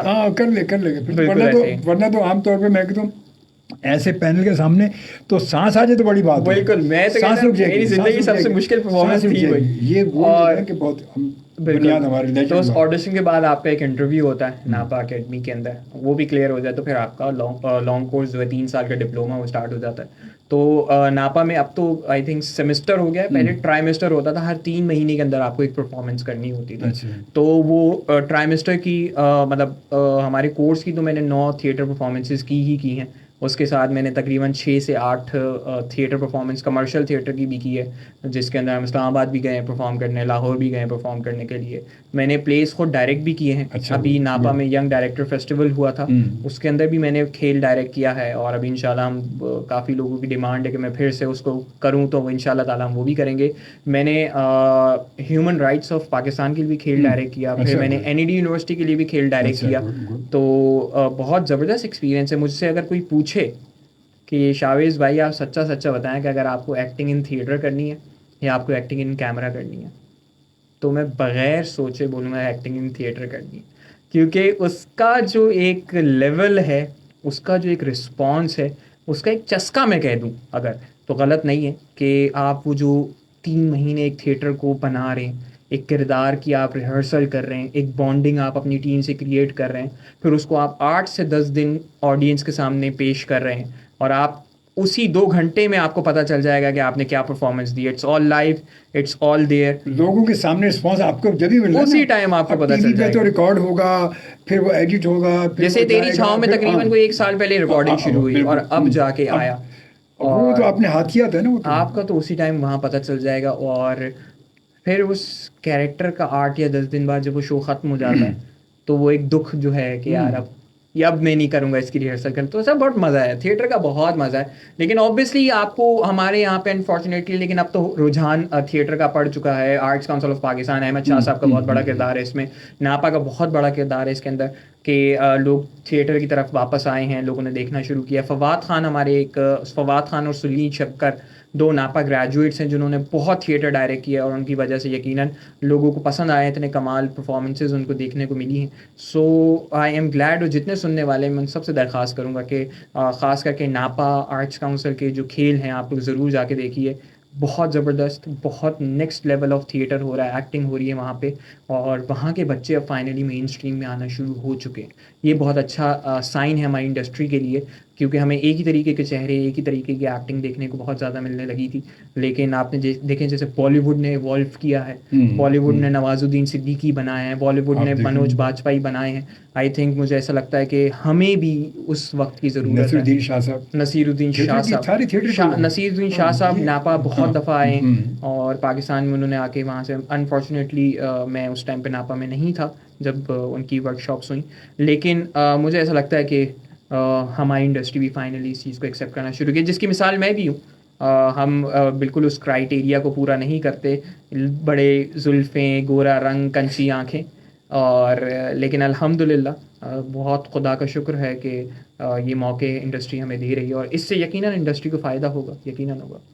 आप क्या कि वो एक है नज़रुल हसन जो है सर, यार क्या कमाल के। मैंने उनका पहला, उनको टीवी पे देखा, मैंने देख के मैंने कहा यार, मैं जब पहला उनका सीन मेरे सामने है, कौन सा ड्रामा था जिसमें वो थे, तो मैंने कहा चैनल का आई थिंक था। हाँ, मैंने ग्रीन तो बाद में, ग्रीन अच्छा, से अलग, ग्रीन हम पे था या जियो पे था कहीं ड्रामा। मैंने जब वो देखा ना, वो पहली बार जब मेरी नज़र उनका सीन एकदम सामने आ रहा है शॉर्ट में, मैंने कहा ये बंदा थिएटर का ही लग रहा है, ये टीवी वाला बंदा है नहीं, थिएटर का है। मेरी बात हुई इनसे, फिर मिला भी था, मैं नापा गया तो उनसे मिला भी था, फिर प्रोग्राम में आने के लिए राम, मगर फिर मसरूफ़ रहे बहुत सारे वो, मगर क्या एक्टिंग। अच्छा, नापा के जितने लोग हैं, जितने थिएटर के लोग मैंने देखे हैं, वाकई मैं कहता हूँ कि उनका जो डायलॉग डिलीवरी, उनका अंदाज़, और जो टीवी के लोग हैं जिन्होंने नापा कभी देखा भी नहीं होगा, सिर्फ सुना ही होगा, वैसे घूमने गए होंगे बाद में, जब वो स्टार बन गए तो गए होंगे, वरना उनके और उनमें खड़ा कर दिया जाए तो ज़मीन आसमान का फ़र्क है, ज़मीन आसमान का। क्योंकि नापा वही बात है, जैसे रेडियो की बात है ना, रेडियो पे कि आप जब वहाँ से अलिफ बे पढ़ कर निकलते हैं ना, आप जब नर्सरी का कायदा पढ़ के नर्सरी से बंदा निकलता है, पढ़ते जाता है, तो फिर उसका MBA अलग ही होता है वो, और एक वो बगैर उसके डायरेक्ट जाके डिग्री MBA की ले ले, और वो बेस है ना सर। असल में जब बेस स्ट्रांग होगी तो आप जितनी बड़ी इमारत ऊपर खड़ी करेंगे उतनी खूबसूरत और उतनी कमाल और उतनी लॉन्ग लास्टिंग रहेगी। अगर अक्सर लोग ये भी बात कर रहे होते हैं कि पाकिस्तान इंडस्ट्री के अंदर अब बहुत बड़ा स्टार या बहुत लंबे अरसे तक रहने वाला स्टार नहीं पैदा होता, या जैसे हमारे फैसल कुरैशी, हमारे अदनान सिद्दीकी, हुमायूं सईद, ये लोग हैं हमारे जितने भी पुराने किरदार थे, मोहम्मद अली साहब और हमारे वहीद मुराद साहब, जितने भी बड़े बड़े स्टार्स हैं। और तो अब ऐसा क्यों नहीं होता? क्योंकि बात असल में ये है कि वो एक proper process, proper struggle, proper journey के गुजार के यहाँ तक पहुँचे थे। और अब हमारे यहाँ अगर रात में आपकी वीडियो टिकटॉक पे वायरल हो जाए तो परसों आपको ड्रामा मिल जाएगा। अच्छा, अभी तक ये तो है। हाँ जी, मतलब तो अब अगर बात की जाए ना किसी से, उससे फिर वो कहते हैं ना, वो एक बड़ा मज़ाहिया सा है कि चले तो चांद तक वरना शाम तक। तो वो शाम जल्दी आ जाती है और सूरज ढल जाता है, तो इसलिए फिर हम बड़े स्टार्स पैदा नहीं करेंगे। हम इन्वेस्टमेंट सही करेंगे तो फिर आगे जाके, यही हमारी क्रिकेट टीम के साथ कल हुआ है, बहुत दिल दुखा। गलत बात याद दिला दी है ना, छेड़ बंदों को निकल से क्या निकले, क्या बात है बाबा। कल का तो अजीब, मतलब कहाँ शोर मचा था यार, ये तो कुछ भी नहीं है, कुछ भी नहीं है, और आखिर में बैठ के अपने सर को खुद ही पीट रहे थे। बिल्कुल वही बात वही है ना कि हमने अपनी बेस के ऊपर इन्वेस्टमेंट सही नहीं कर रहे, हम अपनी डोमेस्टिक क्रिकेट के ऊपर इन्वेस्टमेंट सही नहीं कर रहे। जब तक हमारा डोमेस्टिक लेवल सही नहीं होगा हमारा इंटरनेशनल लेवल सही नहीं हो सकता। इसी तरीके से जब तक हमारे एक्टर्स की बेस सही नहीं होगी हमारे आगे के लॉन्ग टर्म बड़े स्टार्स हम नहीं पैदा कर सकते। हाय हाय, बात तो सच है मगर बात है रसवाई की, बात तो सच है, हकीकत बिल्कुल बहुत अच्छी बात है। और चलते हैं लाइव कॉल की जानिब, देखते हैं कौन है हमारे साथ। अस्सलाम वालेकुम। हेलो। अस्सलाम वालेकुम। वालेकुम अस्सलाम, कैसे हो बेटे? मैं बिल्कुल ठीक ठाक हूँ आंटी, आप ठीक है, खैरियत से हैं? अल्लाह का शुक्र है। गुड माशाल्लाह। कैसी तबीयत? पिछले मंगल को मेरी कॉल नहीं मिली मुझे, मैं ट्राई करती रही, मैं पूरी रात नहीं सो सकी। चले कोई बात नहीं, कभी मुझे अफसोस है मेरी शोभी से बात। अरे कोई बात नहीं, कभी कभी ऐसा भी होता है, कहते हैं इस तरह तो होता है इस तरह के कामों में। और बेटा सब खैर है? अल्लाह का शुक्र, बिल्कुल ठीक ठाक है। ठीक है जी नमान बिल्कुल ठीक है, मेरे सामने मौजूद है नमान। अच्छा अच्छा, बहुत ढेर दुआएं हैं मेरी। बस जरूर, जज़ाकल्लाह, दुआ में याद रखा करें। शाहबेज की बातों में बहुत मजा आ रहा है, बहुत काबिल शरीन बच्चा है, बहुत माशाल्लाह, इसमें कोई शक नहीं। माशाल्लाह। और मैं सुन रही हूँ, अल्लाह ताला इसको सेहत की जिंदगी दे, परवरदिगार इसको अपने मकसद में कामयाबियां दे। आमीन आमीन। अस्सलाम वालेकुम आंटी। वालेकुम अस्सलाम, कैसे हो बेटा? मैं बिल्कुल ठीक ठाक हूँ, आप बताएं आपकी तबीयत कैसी अल्लाह है? का शुक्र है बेटा, जरा बस चलता रहता है मेरे साथ। बस शुक्र, अल्लाह पाक आपको बहुत सेहत दे, आपने दुआओं में हमें याद रखना है। आमीन बेटा, मेरी दुआ में तुम हमेशा रहोगे। अब बहुत इंशाल्लाह, बहुत शुक्रिया आंटी। इंशाल्लाह। आमीन। और सभी बस अल्लाह का शुक्र, आपकी दुआ चाहिए आंटी। बिल्कुल अभी जिक्र हो रहा था, देखें आज आपकी पहली कॉल मिल गई फिर आज। क्या बात है, जबरदस्त है ये भी। हाँ, मैंने पहले से शुरू कर दी थी। क्या बात है, आपने तो भाई वो प्रोग्राम शुरू होने से पहले आपने कोशिश कर दी। 111 बहुत अच्छी बात, बहुत अच्छी बात है। अच्छा बेटा, मेरी तरफ से आबिद मेहर को और उन्हें आबिद मेहर और फरहान रजा है, बहुत सारे फरहान रजा को मैं भूल जाती हूँ हमेशा, उससे वो बेचारा मुझे हमेशा याद रखता है। चले कोई बात नहीं, ध्यान से निकल जाता है, और सुन रहा हो तो उसको ढेर दुआएं। चले जरूर इंशाल्लाह, ठीक है। भी और इस्माइल को भी सही सही, चले बहुत शुक्रिया, अच्छी बात है। तमाम लोग जहाँ जहाँ मेरी आवाज जा रही है सबको मेरी तरफ से सलाम और ढेर दुआएं तुम्हारे लिए और सारे लिए स्पेशली दुआएं बेटा। जज़ाकल्लाह जज़ाकल्लाह अच्छा जज़ाकल्लाह। बेटे, ओके चलिए, थैंक यू। अल्लाह हाफिज। अल्लाह हाफिज, अल्लाह हाफिज, अल्लाह हाफिज। जी जनाब, ये तो देखें आज पहली कॉल आंटी की मिल गई, बहुत सारी दुआएं इब्तिदा में मिल गई, बहुत अच्छी बात है माशाल्लाह। अल्लाह ताला आपको सेहत दे। आते हैं एक और कॉलर के पास। अस्सलाम वालेकुम। हेलो। वालेकुम अस्सलाम व रहमतुल्लाहि व बरकातहू। जी जरदारी साहब, कैसे, ठीक ठाक हैं आप, खैरियत से हैं? जी करम मालिक के अल्लाह खुश रखे आपको। और ये मोहतरम जो शाहबेज, राव शाहबेज, क्या माशाल्लाह, वेलकम वेलकम, बहुत अच्छा, अल्लाह खुश रखे मोहतरम। आमीन सर, बहुत शुक्रिया, बहुत शुक्रिया। बहुत प्यारी रोशनी डाली आपने, दुरुस्त कह रहे हैं, अल्लाह खुश रखे। अच्छा, ये आज इत्तफाक हमने बड़ी सुरीली और मीठी मधुर आवाज सुन ली आज, पहली कॉल जो लगी आंटी की कॉल थी पहली। आंटी की। सलाम, लाखों करोड़ों सलाम, बड़ी जिंदगी का फरमाए। आमीन आमीन आमीन। आबिद मेहर साहब को भी बहुत सारे सलाम मेरा भाई। आपकी ऑल फैमिली को अल्लाह खुश रखे, सलामत रखे। जज़ाकल्लाह। आपके बेटे को, आपकी बहू को माशाल्लाह, थैंक यू, जज़ाकल्लाह जी। आपके घर वालों को, तमाम को थैंक यू, जज़ाकल्लाह। बस दुआ में याद रखा करें जरदारी साहब, बस। हाँ, अनवर कुताबी साहब हैं, अल्लाह उनको सलामत रखे। बहुत शुक्रिया, हमारे दोस्तों में शुमार होते हैं। और हमारे कराची फरजानी टाउन से सुनते हैं मोहम्मद रमजान शेख साहब। जी जी हाँ, रमजान शेख की कॉल आती कभी कभी। और अल्लाह खुश रखे मोहम्मद बशीर साहब हैं, बुजुर्ग हैं, अल्लाह दोनों बुजुर्ग हैं, अल्लाह उनको सलामत रखे। आमीन आमीन आमीन। मैं उनको बहुत दिल से, दिल की गहराई से सलाम पेश करता हूँ, और बड़े शौक से सुनते प्रोग्राम। बहुत शुक्रिया सर, बहुत शुक्रिया, थैंक यू। मुझे आज पता चला मुलाकात में।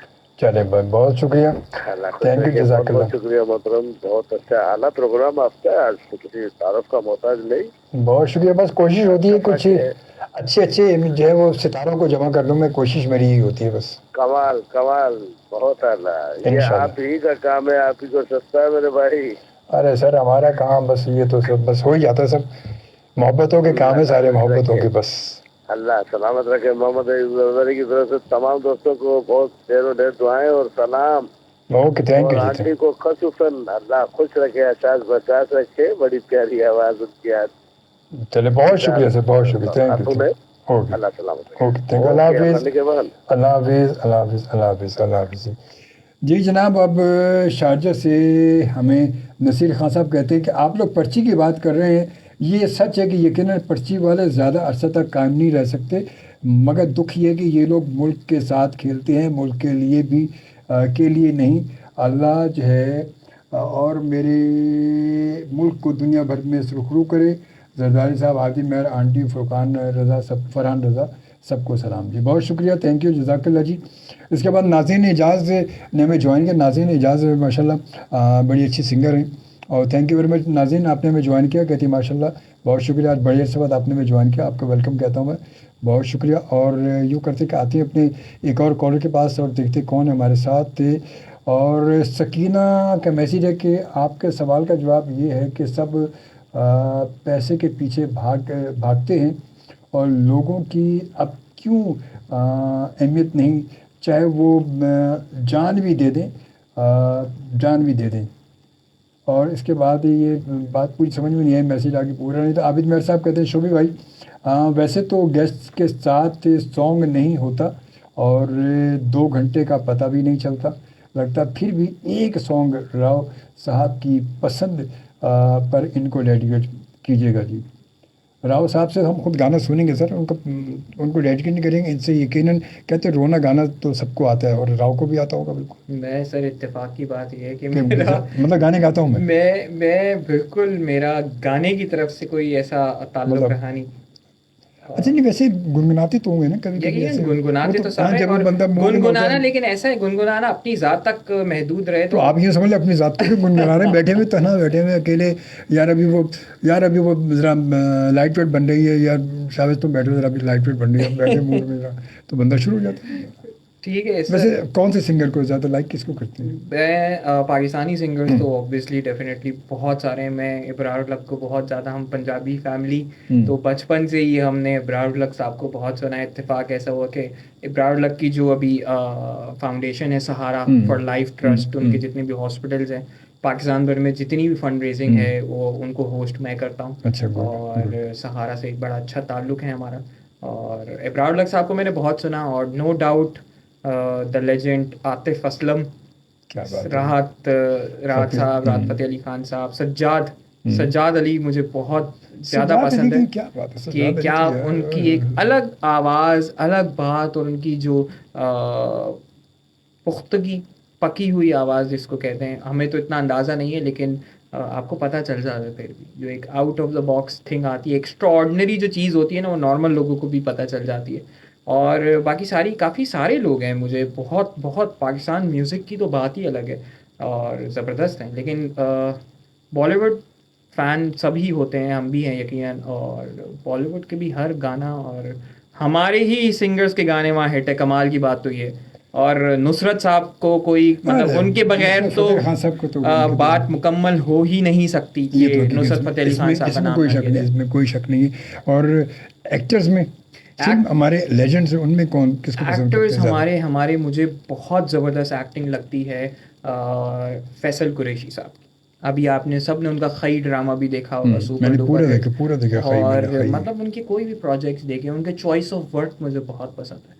फैसल कुरैशी मुझे बड़े ज़बरदस्त एक्टर लगते हैं, और मेरा इत्तेफाक भी उनके साथ, मेरा उनसे बहुत अच्छा ताल्लुक। अभी मैं परसों उनसे मिला और मेरे लिए बड़े ऑनर की बात थी ये कि उन्होंने मुझे अप्रिशिएट किया ऑन तेरी छाँव में।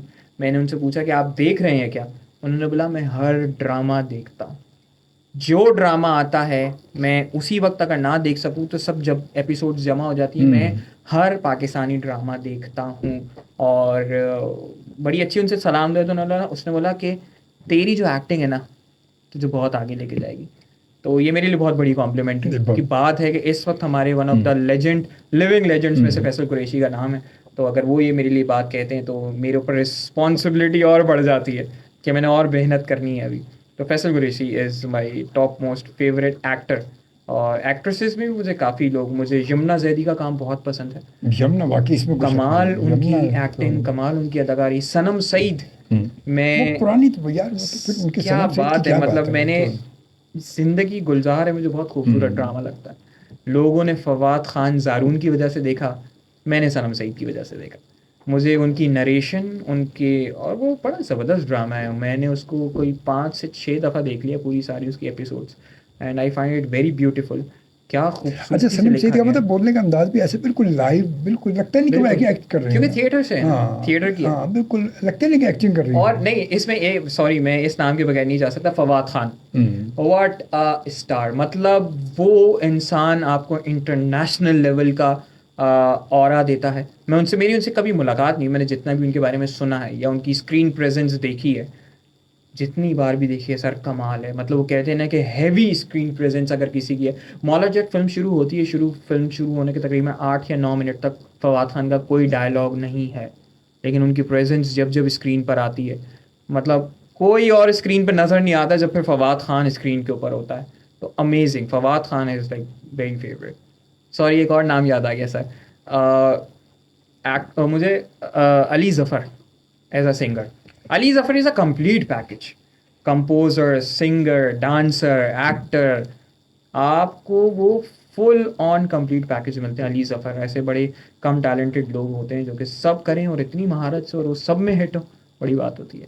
वो तो मतलब ऐसे हमारे दूसरे तो सिंगर हैं, मगर अली ज़फ़र वाकई आप सही कह रहे हैं कि वो एक्टर इतना भरपूर है ना कि जब वो एक्टिंग करते हैं तो लगता है नहीं कि ये वही सिंगर है। बिल्कुल ऐसे ही लगता है ये एक्टर है, सिर्फ ये एक्टर है। बिल्कुल ऐसे ही। और जब सिंगर है तो फिर वो लगता नहीं कि ये एक्टर है, भाई हो ही नहीं सकता ये। बिल्कुल इसमें मतलब आपने बड़ी छांट के अपना सिलेक्शन किया। मैंने सर, मैं बड़ा मेरा मैं कहता हूँ ना, मैं हालांकि मैं कोशिश करता हूँ कि देखूँ मैं सब, हर तरीके का कंटेंट में देखूं ताकि मुझे भी अच्छे बुरे में फ़र्क करने में मेरे लिए आसानी हो। लेकिन इन लोगों के काम को मैंने बहुत फॉलो किया। मैंने हॉलीवुड में ऑब्वियसली सब बहुत बड़ा काम है हॉलीवुड के अंदर, एंथनी हॉपकिंस हैं, जो भी आप जिसको भी बड़े एक्टर्स को लेते हैं, मैं उनको भी बहुत फॉलो करता हूँ और मैं कोशिश करता हूँ कि सारी फिल्म्स देखूँ उनकी। लोगों को बड़ी मुश्किल लगती है, लेकिन मैं क्रिस्टोफर नॉलन की फिल्म्स को बहुत इंजॉय करता हूँ। बहुत मुश्किल है देखने के लिए, लेकिन एज एन एक्टर मेरे लिए बहुत लर्निंग प्रोसेस होता है। और मैं टॉम हैंक्स को बहुत इंजॉय करता हूँ।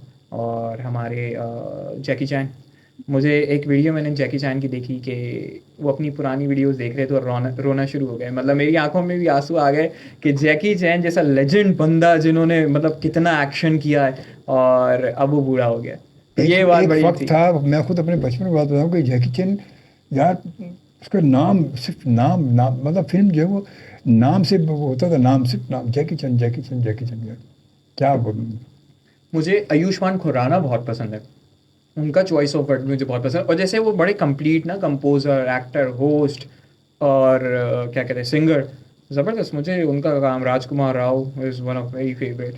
बाकी तो शाहरुख खान वगैरह तो डेफिनेटली पसंद है, लेकिन मुझे जिनका काम पसंद है, मुझे जिनकी क्राफ्ट पसंद है, मनोज वाजपेयी, आप उनका काम देखें, उनका मनोज वाजपेयी कमाल, खूबसूरत काम। मुझे नवाजुद्दीन भी बहुत ज़बरदस्त लगते हैं, लेकिन मनोज वाजपेयी को मैं उनसे थोड़ा ज़्यादा रैंक करता हूँ। तो हमारे पाकिस्तान में बड़ा ज़बरदस्त काम। और जब ये दोनों साथ होते हैं ना तो फिर समझ नहीं आता कि मतलब किसको, मतलब बिल्कुल ऐसे ही सेलेक्ट करें, किसको इसमें से, इन दोनों में से किसको निकालें, समझ नहीं आता कि दोनों में, ये दोनों बिल्कुल ऐसे ही सर, बिल्कुल ऐसे ही। हमारे पाकिस्तान के अंदर बहुत ज़बरदस्त लॉट ऑफ एक्टर्स। अच्छी बात ये है कि हमारे पाकिस्तान के अंदर अब फिल्म मेकिंग लॉट बहुत अच्छी आ रही है। अच्छी बात ये कि फिल्म मेकिंग ग्रेजुएट्स जो हैं, ये हम एक्टर्स और ऑडियंस के लिए बहुत अच्छी बात है कि अब जो ज़ेबिश, कराची यूनिवर्सिटी, इकरा यूनिवर्सिटी, इधर से जो फिल्म ग्रेजुएट्स निकल रहे हैं, उनके पास विजन है। हमारे बीच में जितना भी फिल्म का फुकदान रहा या जितना भी एक गैप क्रिएट हो गया, और आई होप सो आने वाले 10 साल के अंदर वो गैप ख़त्म हो जाएगा। हाँ, बाकी वो अलग बातें हैं कि टिकट कितने का है, जब तक हमारा सिनेमा मास तक नहीं पहुंचेगा। मगर पता है ये भी बड़ा ज़रूरी है, टिकट कितने का है, यही तो सबसे बड़ी बात है कि फिल्म मेकिंग की। अभी जो मैं बता रहा, हसन रज़ा साहब से जो मेरी बात हुई, सैटरडे को मेरे प्रोग्राम में आए, लाजमी एक मास्टर माइंड के बड़े और फिल्म के हवाले से बड़ा जाना पहचाना उनका, तो इनकी अपनी 4-5 फिल्में तो आ चुकी हैं, बता रहे थे कि 2 फिल्में और मेरी तकरीबन अब मैं उसमें लगा हुआ हूँ मैं, और ऐसी फिल्में होंगी कि इंशाल्लाह जो लोग एंजॉय करेंगे, लोग देखेंगे तो उससे कुछ सबक भी हासिल करेंगे और लोग हंसते हुए निकलेंगे। क्या बात है। कह रहे कुछ, और ये होना भी चाहिए, ऐसा ही है, मतलब अच्छा मतलब हमारे यहाँ जो इस फिल्में बन रही हैं वो फिल्मों का ऐसा हो गया कि कोई कंटेंट नहीं है उनके पास, कुछ नहीं है, ऐसे ही। मतलब लोग जाते हैं तो बाहर निकलते कहते हैं यार पैसे ज़ाया हुए हमारे। बिल्कुल ऐसे ही। अच्छा उसके अलावा फिर अगर कुछ हैं भी सही, तो अगर 50 लोग उसमें फिल्म में बैठे भी होते ना, तो जब फिल्म ख़त्म होती है तो उसमें सिर्फ 10 ही निकलते, 25 पहले जा चुके होते पहले। बिल्कुल ऐसे ही, ऐसे ही। असल में देखिए, आप कम से कम फिल्म देखने जाएं तो नुमान भाई को भी यकीनन इस बात का पता है, तकरीबन आपका 3000 रुपये का खर्चा तो है सर, क्योंकि सिनेमा अगर आप न्यूप्लेक्स देखने जाते हैं, या चलें अब तो जौहर में भी आ गया है न्यूप्लेक्स, और आप जाते हैं, पेट्रोल खर्चा होता है आपका 1200-1500 रुपये का टिकट है, और फिर आप ज़रा स्नैक वनैक भी खरीद भी लेते लाजिम हैं। रहता है ना भाई। और भाई देखिए अगर कम से कम भी अगर 1200 का 1000-1200 का टिकट भी ले रहा है बंदा, बाइक पे जाए जैसी भी जाए, फिर भी 2000 तो कम से कम है ही ना। 2000 तो लगते 2000 तो है ही, एक आदमी के 2000 तो रुपये। मुझे ऐसा लगता है कि हमारे तो शायद लोअर मिडिल क्लास भी 2000 रुपये की तफरी अफोर्ड तो नहीं कर सकता एक बंदा। हसन ज़ियाद साहब ने, पता अभी मेरे इंटरव्यू में यही बात उसमें उन्होंने कही कि उन्होंने कहा अब सिनेमा, पहले सिनेमा था कि आम पब्लिक के लिए, बिल्कुल अब सिनेमा लग्जरी हो गया है, बिल्कुल एलीट क्लास के लिए सर कह रहे सिनेमा। अब वो हमारी क्लास से निकल गया, और जब क्लास से निकलेगा तो लाजमी फुटफॉल भी कम हो जाएगा वहाँ पर। ऐसा ही है, जब तक सर इंटीरियर पंजाब के अंदर हमारा सिनेमा हर जगह नहीं जाता, तो हमारी film hit, super hit, blockbuster नहीं बन सकते। है ही नहीं, क्योंकि कैसे होगा वो। अब फिल्म में जी इतने करोड़ की फिल्म बन रही है, अब फिल्म बना रहे हो और जब देखने को नहीं आएगा उस करोड़ का फ़ायदा क्या होगा। बिल्कुल ऐसे ही, बिल्कुल क्योंकि ऐसे उससे एक आदमी इन्वॉल्व नहीं, एक फिल्म बनाने में डायरेक्टर है, प्रोड्यूसर है, फिर एग्जीबिटर है, फिर बहुत है। डिस्ट्रीब्यूटर है, फिर पता है कितने लोग कितने लोगों के हाथों में फिल्म होती है, यकीन। और कितने लोगों को उससे फ़ायदा होना चाहिए। यकीन। नहीं होगा तो बचेगा क्या। बिल्कुल, लेकिन हमारा या मेरा तो विज़न यही है सर, मैं एक फ़िल्म एक्टर बनना चाहता हूँ पाकिस्तान के अंदर रहते हुए, और इंशाल्लाह बड़ा पॉजिटिव हूँ इस सब के बारे में, या जिस तरीके का काम मैं देख रहा हूँ, या जो शॉर्ट फिल्म्स बन रही हैं आने वाले वक्त में, जब उनको बजट दिया जाएगा वो फीचर फिल्म में कन्वर्ट की जाएंगी, यकीनन वो एक बहुत बड़ी फिल्म होगी। लेकिन बस हमारा काम तो यही है कि हम अच्छे से अच्छा कंटेंट लोगों को ला सकें। अब आई होप कि हमारे इसमें सिनेमा बढ़े, टिकट सस्ते हों, हर लिहाज से महंगाई तो आपको पता है कि इस वक्त उरूज पर है, ना सिर्फ सिनेमा की टिकट की तो बात ही हो सकती, रोज़मर्रा की ज़िंदगी गुजारना इतनी मुश्किल हो चुकी है। लेकिन दुआ है कि वक्त इंशाल्लाह वो आएगा कि चीज़ें बेहतर होंगी। और हम आप अपनी एक्टिंग में क्या, आपका टारगेट क्या, आप किस तरह की एक्टिंग को अपने जहन में रखते हैं कि यार मुझे किस तरह का एक्टर बनना है? ये एक मुश्किल सवाल है कि, लेकिन मैं चाहता हूँ कि मैं एक realistic, real to the reality से क्लोज एक एक्टर बनूं, एक ऐसा किरदार मुझे अदा करना पड़े। हाँ, मुझे हीरो बनना पसंद है, इसमें शक की बात नहीं है। मैं चाहता हूँ मेरा भी स्लोमो शॉट आए, मैं भी कोई जहाज से उतर रहा हूँ, बाल उड़ रहे हैं हमारे, कंधे पे बैग हमने लटकाए हुए भागते हुए आ रहे हैं, डेफिनेटली। बट मेरे लिए कंटेंट मैटर करता है। मतलब मैंने अभी अगर तेरी छाँव में भी सिलेक्ट किया, तो इससे पहले भी मुझे प्लेज ऑफर हुए हैं, इससे पहले भी मुझे ड्रामाज ऑफर हुए हैं, इसके बाद भी मुझे ऑफर हुए, अभी ड्रामा 3 जब से तेरी छाँव ऑन एयर हुआ है 3 ड्रामे मुझे ऑफर हो चुके हैं। बट मुझे ऐसा लगा कि शायद इस कंटेंट में वो बात नहीं जो मैं करना चाहता हूँ। आई वांट कि किसी ना किसी तरीके से जो किरदार मैं अदा करूँ, जो ड्रामा या फिल्म में करूँ, वो मेरी ऑडियंस को कोई एक अच्छा मैसेज देती हो, मेरे लिए इम्पोर्टेंट बात है। और मैं एक ऐसा एक्टर बनना चाहता हूँ कि जो लोगों को लगे कि हम में से ही है, मतलब कि ये आउट ऑफ द बॉक्स नहीं आ गया कि ये क्या सुपरमैन है।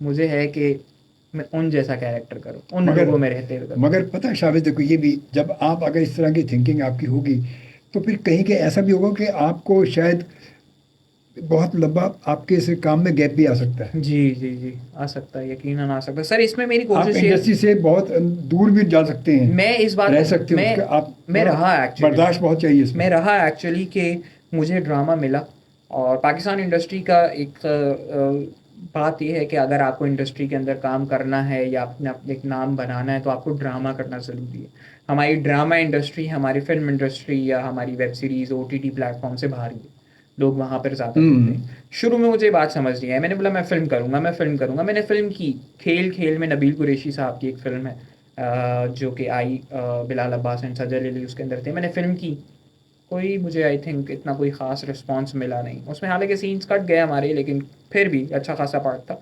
लेकिन सर मैंने ड्रामा किया है अभी, और ड्रामे के सिर्फ 2 एपिसोड ऑन एयर हुए हैं, और जिस तरीके का रिस्पॉन्स मुझे मिल रहा है, सो आपको ड्रामा तो करना पड़ेगा इंडस्ट्री के अंदर, और अच्छा ड्रामा बन रहा है हमारा ड्रामा बहुत अच्छा है। Ishq Murshid super duper hit, record breaking, India के अंदर लोग पागल हुए हैं इश्क मुर्शिद के लिए। Bilal Abbas is very good friend, और वो बहुत कमाल काम उन्होंने किया, तो ड्रामा करना पड़ेगा, अच्छा है और मज़ेदार चीज़ है, मुझे इंजॉय कर रहा हूँ मैं।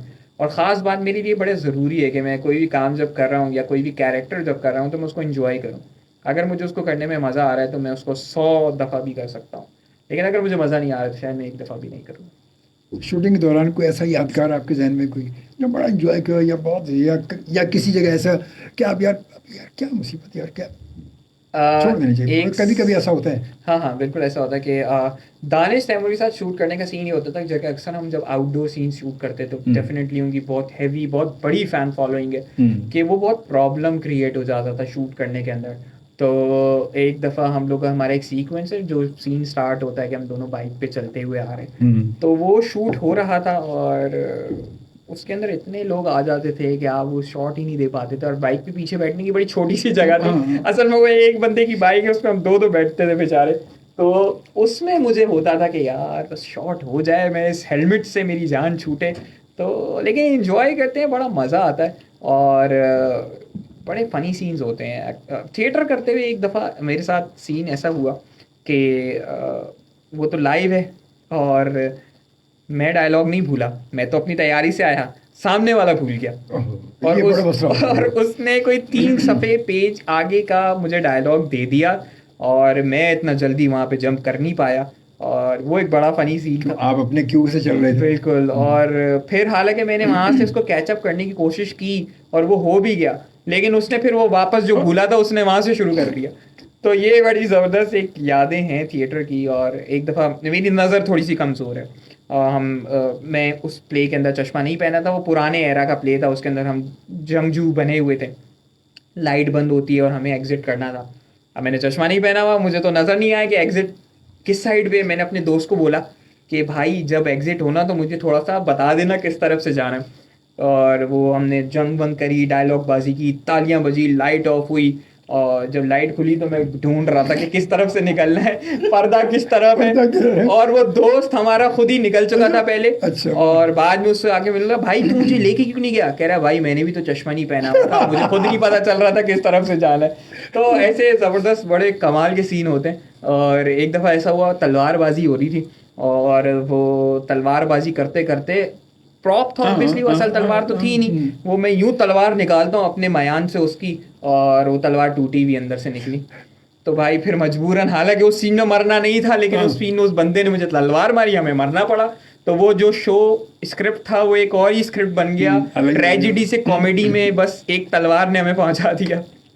अच्छा होता है, कभी कभी होता है। मैं खुद मतलब थिएटर तो नहीं था, स्टेज मैंने किया था जब, तो वो क्योंकि हम मेमन तो नहीं है, मगर मैंने मेमनी ड्रामा किया था। मैं ये आपको बता रहा हूँ, 80s की बात बता रहा हूँ। क्या बात? 80s की बात है। तो वो अच्छा, वो मेमनी ड्रामा था, उसका नाम था सस्तो बकरो मोंगो खाट की। अरे वाह, इसका मतलब क्या है? सस्ता बकरा महंगा कसाई। महंगा कसाई, सस्ता बकरा, सस्तो बकरो मोंगो खाट की। तो वो उसमें मेरा किरदार था हीरोइन का। अच्छा, मैं मतलब बड़ा इधर आ रहा हूँ जा रहा हूँ, वो एक जगह मैं जाता हूँ, बाहर देखता हूँ रश बहुत लगा, घर के अंदर जाता हूँ मैं, सारे लोग बैठे हुए और सब बैठ के टोपी भी पहन के, सब मतलब मैयत के घर में आए हुए सब लोग बैठे हुए वहाँ पर। तो मैं जाता हूँ एकदम, अच्छा मैंने पूरा वो हीरोइन का बड़ा गेटअप बना हुआ था, तो बैठ के जाके अब मेमनी में बैठ गया, सारे भी इधर देखे, कभी किसी की जेब पे हाथ मारा, कभी किसी कुछ करके। तो फिर वो एकदम में, अच्छा सारे सीरियस बैठे होते हैं, और सीरियस मैं जाके कहता हूँ, ए बा ये जारत में क्यों खिलाए ना। अरे वाह, मतलब मरने का जो मैयत का खाना है, इसमें खाना क्या खिला रहे हैं लोग, खाने में है क्या, खाने में क्या क्या चीज़ है। अरे भाई वो अच्छा, अब वहाँ पर उन्होंने बोला था कि जो किसी ने इस जुमले पे, हालांकि जुमला कॉमेडी टाइप का है कि भाई मैयत में हीरोइन के हंसना नहीं, वो सारे कहका लगा के हंस पड़े, सारे हंस पड़े सारे। वो अच्छा 2-3 डायलॉग थे मगर बड़े ज़बरदस्त वो किस्म के। अच्छा मेमनी आगे बहुत सारे डायलॉग थे। जब ड्रामा ख़त्म हुआ तो वो सारे मेहमान लोग आए हुए थे वहाँ पर। अच्छा वो समझे मैं मेहमान ही हूँ मैं। अब सारे, मैं जब ड्रामा ख़त्म हो गई, स्टेज से नीचे उतरे तो सारे मुझसे मेमनी में बात कर रहे हैं कि भाई बड़ा अच्छा आप बोले भाई मुझे तो जितनी मेमनी आती थी मैं तो स्टेज पे बोल चुका। तो मैंने कहा भाई, मैंने कहा आई एम सो सॉरी, मैं मेमन नहीं हूँ, ये मेरा स्क्रिप्ट था जो है। पर कमाल बात नहीं है सर ये। अच्छा हम समझे आप मेमन है, आप सारे वो बड़े अच्छे लोग, तो बड़ा अलग शो, बड़ा ऐसे बहुत सारे किए। अच्छा मैंने जो किया वो बड़े सीनियर लोग थे उस वक्त के हमारे स्टेज के, इकबाल चमकीला साहब थे, लाकर सोल्जर की शुरू का दौर था, लाकर सोल्जर का शुरू का दौर था वो थे। फिर उस वक्त एक बड़े सीनियर होते थे इमरान मिराज काका, बड़े सीनियर बेचारे होते, अल्लाह उनकी मग़फ़िरत करे। वो भी बड़ा मतलब वो मेमन, वो थे मेमन, ये लोग तो मेमन ही थे, लाकर सोल्जर भी, मगर बड़ा अच्छा क्या अच्छा स्टेज, वाकई स्टेज पे मतलब मज़ा क्यों आता है स्टेज पे कि आपको बिल्कुल लाइव रिस्पॉन्स मिल रहा होता है।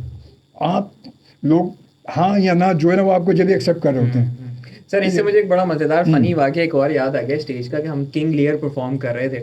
हमारी क्लास परफॉर्मेंस ही थी, लेकिन उसमें लोगों को भी बुलाया हुआ तो हाउसफुल था। किंग लियर परफॉर्म हो रहा था, उसमें सॉरी उसके अंदर हमने वो पूरे गाउन पहने हुए थे लंबे लंबे, जिसके पीछे से बादशाह सलामत का पूरा वो क्या कहते हैं उसे, वो जो उड़ने वाला पर समझ लें आप जो भी है। तो अब फिर वही बात कि मैंने चश्मा नहीं पहना हुआ था, तो अब बादशाह सलामत ने डायलॉग बाजी दी और वो बाहर जाने लगे, तो मैंने बोला इन्हीं को देखते देखते पीछे जाऊंगा। मुझे नहीं पता था कि मैंने बादशाह सलामत के उस पूरे जो उनका जुब्बा था उसके ऊपर पाँव रख दिया, और वो उसी समेत बादशाह सलामत के जुब्बा नीचे आ गया लाइव ऑडियंस के सामने।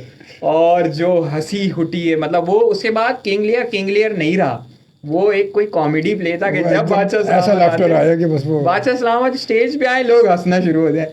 और जो उस बादशाह सलामत ने मतलब प्ले खत्म होने के पीछे वो मेरे पीछे भागा है, मैं तो ना भागे बाहर तक भागता रहा हूँ बस।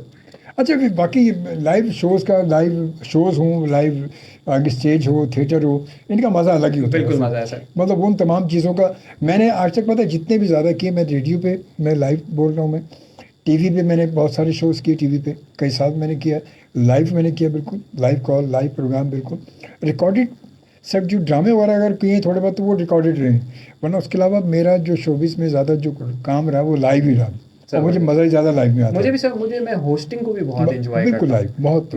मुझे अगर होस्टिंग मेरे लिए ऐसे चीज़ है कि एक फिल बदी चीज़ जो है जिसके बारे में, यही तो मज़े की बात है ये। और मुझे कोई रात को 4 बजे उठा के बोल देना भाई ये लो ये होस्ट करना है, चलो शुरू हो जा, तो मैं बस, मुझे अल्हम्दुलिल्लाह ये अल्लाह पाक की देन है, बहुत बड़ा एहसान है अल्लाह पाक का कि बोलना और अच्छा बोलना अल्लाह पाक ने यही तो असल में सबसे बड़ी बात ही है। मैंने खुद जितने शोज़ मैंने किए, कभी इतने सारे लोग आए, कभी मैंने किसी के लिए कोई सवाल बनाया नहीं, कोई भी आ जाए, कोई भी हो, क्या बस आ जाए, बैठ जा, ख़त्म।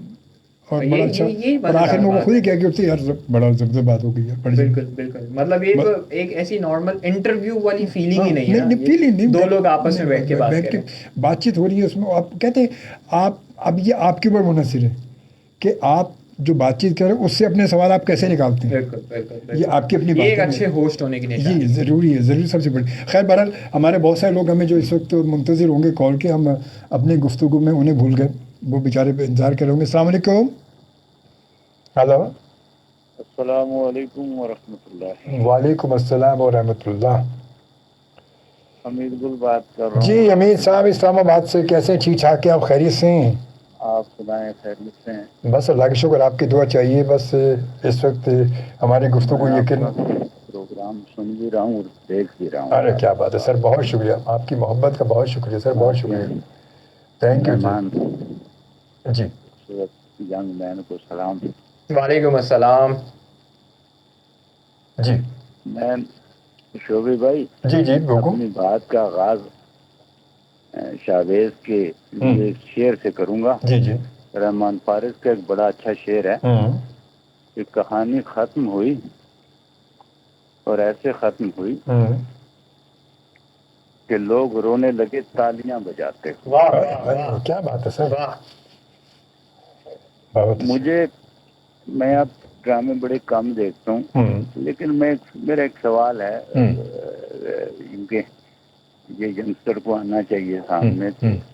हमारे यहाँ 4 सूबों से मुख्तलिफ ड्रामे लगा करते थे। जी हाँ, पहले हमारी फिल्म इंडस्ट्री भी बड़ी रिच थी। हमारे पास किरदार बहुत थे, कहानियाँ भी बड़ी थी। अब या कहानी और किरदार वो सब क्यों गड़मड़ हो गए, इतना क्यों तनाव हुआ इनमें, एक बात जी। दूसरी बात ये कि क्या जरूरी है कि हमने इंडिया का कल्चर जो है वो अपने यहाँ ला के हमने उसको जैसे कि राइज नहीं कर रहे, हमने वो सीख लिया जो हमारा कल्चर था ही नहीं। सही। तो ये एक तनाव जो मैं देख रहा हूँ, शायद एज अ राइटर मैंने बहुत सारे अफसाने लिखे जिसका जिक्र मैंने शायद आपसे भी कभी किया, शायरी क्या तक तो रहा। जी बिल्कुल बिल्कुल। तो ऐसा क्यों है, क्या हमारे पास किरदार नहीं है या कहानी, या वो कहानी नवीस चले गए खत्म हो गए, या वो लोग खत्म हो गए। अगर तो वो खत्म हो गया खुदा ना खास्ता मतलब, लेकिन उनका काम तो खत्म नहीं हुआ ना, वो चीजें तो आज भी मौजूद हैं। ये चीज बड़ी एक तकलीफ दें हमारे लिए कि ये क्या हो रहा है। मैं नाम नहीं लेना चाहता, बहुत सारे हमारे ड्रामे के और कुछ टेलीविजन के दोस्त जिनसे मैंने अक्सर ये सवाल किया, तो उन्होंने कहा नहीं ये इसके पीछे भी शायद कोई हाथ है। तो मैंने कहा क्या हाथ है इसके पीछे? मैं मतलब ये मैं बड़ी ओपन बात कर रहा हूँ आपके प्लेटफॉर्म से, क्या ऐसा क्या है, क्यों ऐसा हो रहा है जावेद साहब? सर सबसे पहले तो बहुत शुक्रिया, बड़ा ही ज़बरदस्त और वक्त की ज़रूरत के हवाले से आपने सवाल किया है, और यकीनन आपके एक्सपीरियंस राइटिंग के हवाले से भी रहा है। तो बात असल में ये है कि मेरा तो एक्सपीरियंस अभी बहुत कम है कि वो जो पीछे हाथ है उसके बारे में तो मुझे अभी तक कोई इल्म हुआ नहीं, और यकीनन मेरी सोच भी ऐसी ही है कि हमारी अपनी कहानियाँ, हमारा अपना कल्चर, हमारा अपना हिस्ट्री बहुत रिच है जिसके ऊपर हमें बनाना चाहिए। हमारा ड्रामा तो खैर बन रहा है, बहुत तरीके का बन रहा है कंटेंट, लेकिन वही बात है कि सास बहू घर की लड़ाई, चार दीवारी के अंदर हमारा कंटेंट कुछ पिछले अरसे में फंसा रहा। लेकिन अब कोशिश है कि जैसे ड्रामे बन रहे हैं और आने फिल्म अनफॉर्चुनेटली उतनी नहीं बन रही। मुझे ऐसा लगता है कहानी लिखने वाले आप जैसे और भी बहुत हज़ार लोग हैं जो कि कहानी तो लिख रहे हैं सर, कहानी लिखने का प्रोसेस रुक नहीं रहा, बट आई डोंट नो कि वो चैनल तक क्यों नहीं आ रही। क्या चैनल की कोई ऐसी पॉलिसी है, क्या वो डिस्ट्रीब्यूटर्स या प्रोड्यूसर्स जो है कतई कलाम आपके, हम लोगों ने वो टॉपिक छेड़ दिए जो हमारे यहाँ थे ही नहीं कभी, जिसकी हमें दीन ने भी इजाज़त नहीं दी, यानी मुस्तकिल तलाक पे ड्रामे। ये तो हकीकत है। ये भी मैंने अभी मेरा हफ्ते को जो प्रोग्राम था जिसमें मेरा हफ्ते को दिन में प्रोग्राम होता है मुलाकात, तो उसमें भी हसन ज़्यादा से ये बात हमारी हुई थी कि टॉपिक असल में बात उन्होंने सही कहा। उन्होंने कहा हमारे यहाँ असल में मसला यही है कि हमारे यहाँ कंटेंट पर ज़्यादा ध्यान दिया नहीं जा रहा, बल्कि वो कह रहे कंटेंट हमारे यहाँ एक जो चलता है, तो हमारे वो कहने लगे कि हमें जो है चैनल हमें उठा के देता है कि इस पे बनाना है, बस ये बना दो। जी ऐसा ही है, बस ये वो कहते हैं हमें बनाना है, तो बनाने वाले लोग एक बंदे की इसके अंदर इन्वॉल्वमेंट नहीं होती। मुझे लगता है कि इन्वॉल्वमेंट बहुत ज़्यादा बढ़ चुकी है, प्रोड्यूसर, डायरेक्टर, इवन के एक्टर्स अब इन्वॉल्व हो जाते हैं, जो हमारे बड़े बड़े सुपरस्टार्स है कि बोलते हैं भाई इस कहानी को इस तरीके से करो, ये है तो तब उसका एक जो बेसिक मुद्दा है वो मर जाता है, वो खत्म हो जाता है। बिल्कुल, वो क्योंकि अपने हिसाब से उसको चेंज कर रहे होते हैं ना, पूरी उसकी कहानी को, उसकी पूरी लाइन जो है ना, लाइफ लाइन चेंज कर देते हैं उठा के उसकी। वो कहते हैं ना ये चल रहा है यार, क्या कर रहे हैं, लेकिन ये कर रहे हैं। आहिस्ता आहिस्ता कोशिश तो यही है कि सब किया जाए और इस बात को ज़्यादा से ज़्यादा उठाया जाए कि अपने जैसे उम्र यार अभी फिल्म आ रही है, तो मौला जट भी रीमेक हुई, चलें ठीक है, लेकिन कोशिश है कि अपना कंटेंट, बेशक कि हमारे पास इतना कंटेंट है, हमारे पास इतनी कहानी और इतने खूबसूरत और इतने कमाल के लिखने वाले मौजूद हैं जिनको आपको मौका देना चाहिए और उनको एक अलग आउट ऑफ द बॉक्स कहानी लानी चाहिए, जिस तरीके से हम एक और बात भी जी देखने में आई जी ड्रामों में। पहले ड्रामों में बड़ा एक जो प्रोड्यूसर था और जो डायरेक्टर थे वो एक बड़ा जोर देते थे तलफ़ुज़ पे। अब तलफ़ुज़ की बड़ी गलतियां देखने में आई हैं। बिल्कुल ऐसे ही ये तो सर वो कहते हैं ना छेड़ दर्दमंदों को, तो बस ना छेड़ मलंगन हो जाए। मतलब ये शायरी की हद तक नहीं है, उसकी हद तक भी है, अदाकारी की हद तक। जी बिल्कुल सही है, सही कहा। बात वही है कि अगर जब एक प्रॉपर चैनल से, एक प्रॉपर प्रोसीजर से जो एक आर्टिस्ट निकल के नहीं आ रहा, पहले के लोग रेडियो ड्रामा करते थे, स्टेज ड्रामा करते थे, फिर आप टीवी करते थे, जितने भी जैसे राहत काज़मी, तलत हुसैन, जितने भी और भी बड़े बड़े अदाकार हमारे हैं, और वो उर्दू ज़बान से उनको लगाव था।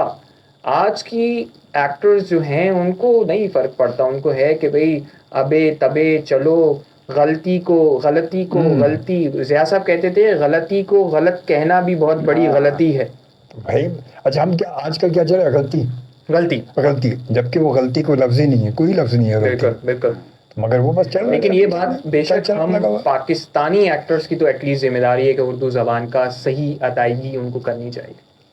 हमारे यहाँ तो उर्दू कहते हैं, ड्रामों में देखें ना, उर्दू का इंग्लिश के लफ्ज़ ज़्यादा इस्तेमाल होते हैं। बिल्कुल ऐसे ही, क्योंकि हमारे एक्टर्स मोस्टली एलीट क्लास से उनका ताल्लुक है, और हमारे एलीट्स में तो उर्दू की इतनी उनको तवज्जो ही नहीं, बिल्कुल नहीं है। ये तो बहरहाल हामिद गुल साहब, बस ये सब कुछ चल रहा है, हमारी कहानी ऐसी चल रही, बस यही चलती रहेगी। इस शेर के साथ इजाज़त चाहूँगा जी जी, ज़रूर।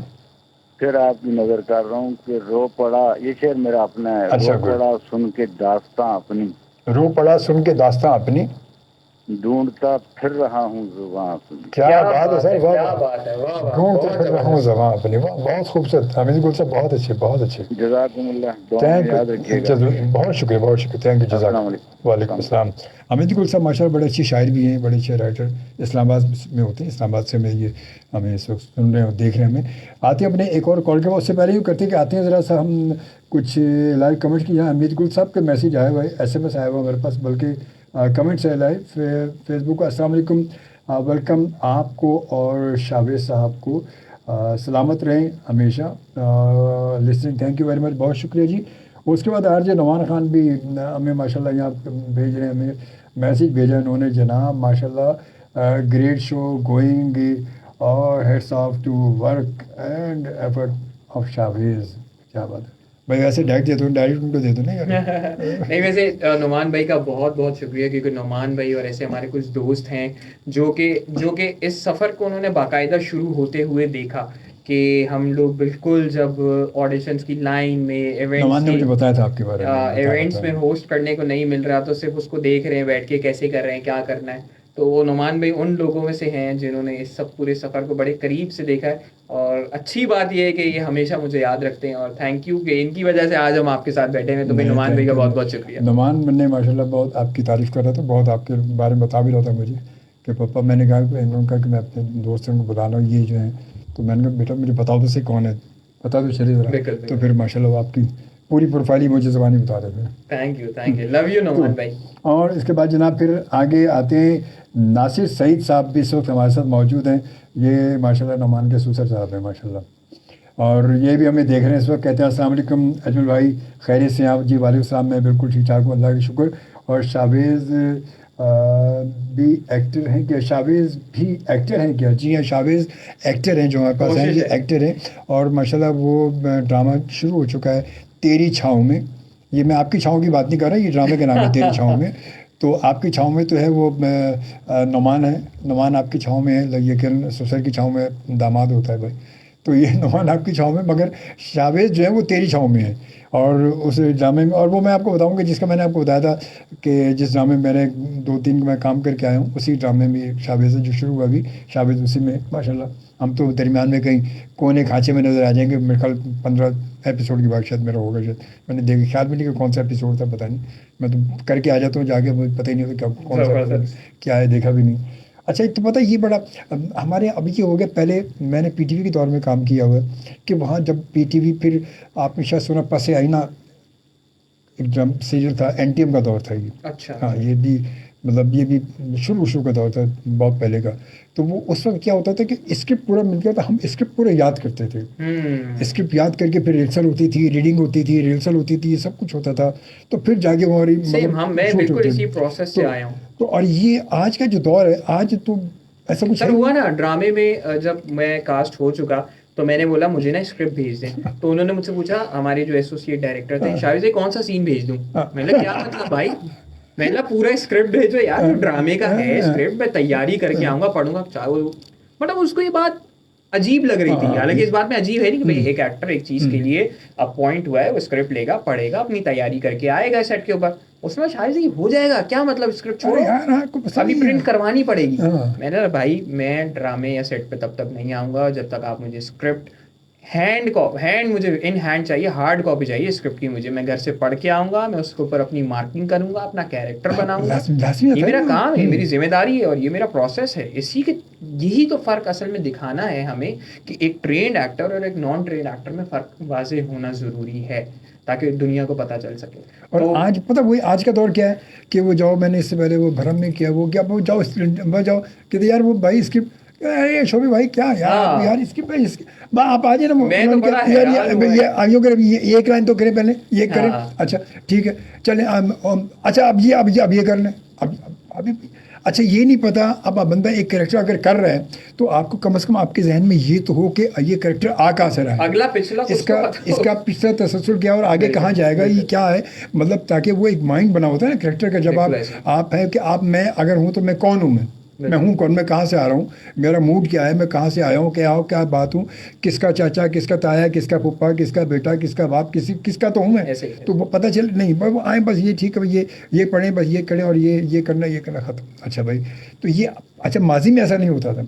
माजी के ड्रामे शायद इसीलिए ज़्यादा मकबूल भी और ज़्यादा अच्छे होते थे, बड़े भरपूर होते थे। हमारे वो लेजेंड जो सारे वो बातें कि वो स्क्रिप्ट बागा था, वो ज़बानें रटे हुए होते थे। बिल्कुल सर, मेरे लिए तो स्क्रिप्ट बहुत ज़रूरी है। चाहे अगर मैं इवेंट भी होस्ट कर रहा हूँ तो मैं उनको बोलता हूँ मुझे स्क्रिप्ट चाहिए, होने चाहिए ना। दादी एक चीज़ आपके पास पता, आप ज़हनी तौर पर तैयार होते हैं फिर आपने क्या करना है। अगर आप ड्रामे में हैं तो आपका कैरेक्टर क्या है, आप अपने आप को आपने पूरा तैयार किया हुआ है कि यार ये मेरा कैरेक्टर, मैं अगर इसमें बेटा हूँ या दोस्त हूँ या मैं हीरो हूँ तो मैं मेरा बेसिकली है क्या, तो मैंने अपना जहन बना के बाकी चीज़ वहाँ सेट पे गए तो ठीक है, मगर आप नहीं तो तैयार। तो अब आजकल तो यही चल रहा है और आजकल वही बात है, मोबाइल पे आ जाता है पीडीएफ के, तो मोबाइल भेज दिया आपको, देख लीजिएगा, देख ले बैठ। सर आपका क्या मशवरा होगा हमारे लिए, हम यंगस्टर्स के लिए, कि हमने अभी जो मतलब पहला कदम ही मेरा है ड्रामा इंडस्ट्री के अंदर, ताकि बेहतरी की तरफ और जाया जाए। सर आपकी एडवाइस बड़ी मैटर करती है। नहीं पता शाबाश, ये जो चीज़ आपने बताई सारी यही चीज़ें हैं, इन्हीं पे आप कारबंद रहेंगे तो मैं कहता हूँ ये जितने हमारे स्टार हैं ना उनसे शायद बहुत आगे निकल सकते हैं अगर इन चीज़ पर कारबंद रहेंगे तो।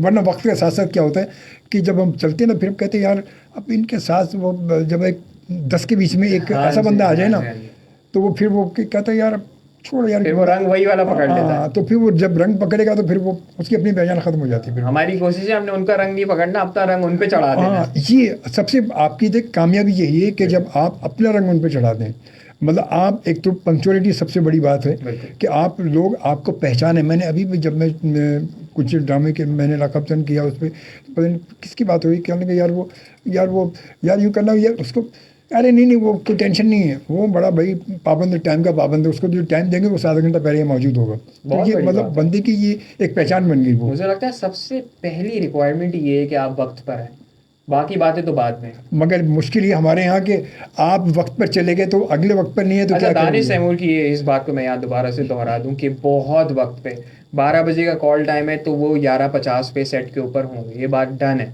ये बात मुझे उनकी मैं भरम किया था, मैंने भरम के शूट पे तो मुझे टाइम दिया कि वो थे क्या नाम उसका मीर सिकंदर डायरेक्टर थे उसके, तो वो मुझे टाइम दिया, मुझे असिस्टेंट ने एडी ने टाइम दिया कि यार आप जो है वो इतने मैं कल सुबह 10 बजे शायद 11 बजे आपने लोकेशन पहुंच जाना शोभे भाई।